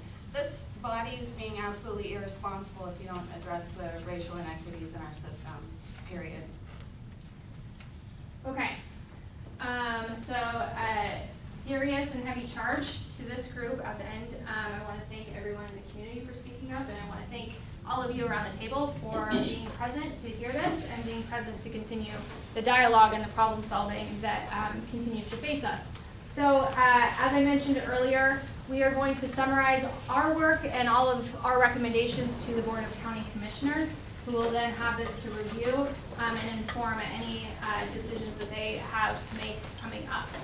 Huge thanks to everyone again in the room. Very much appreciate your time and your patience working with us throughout the course of this process. Thanks very much.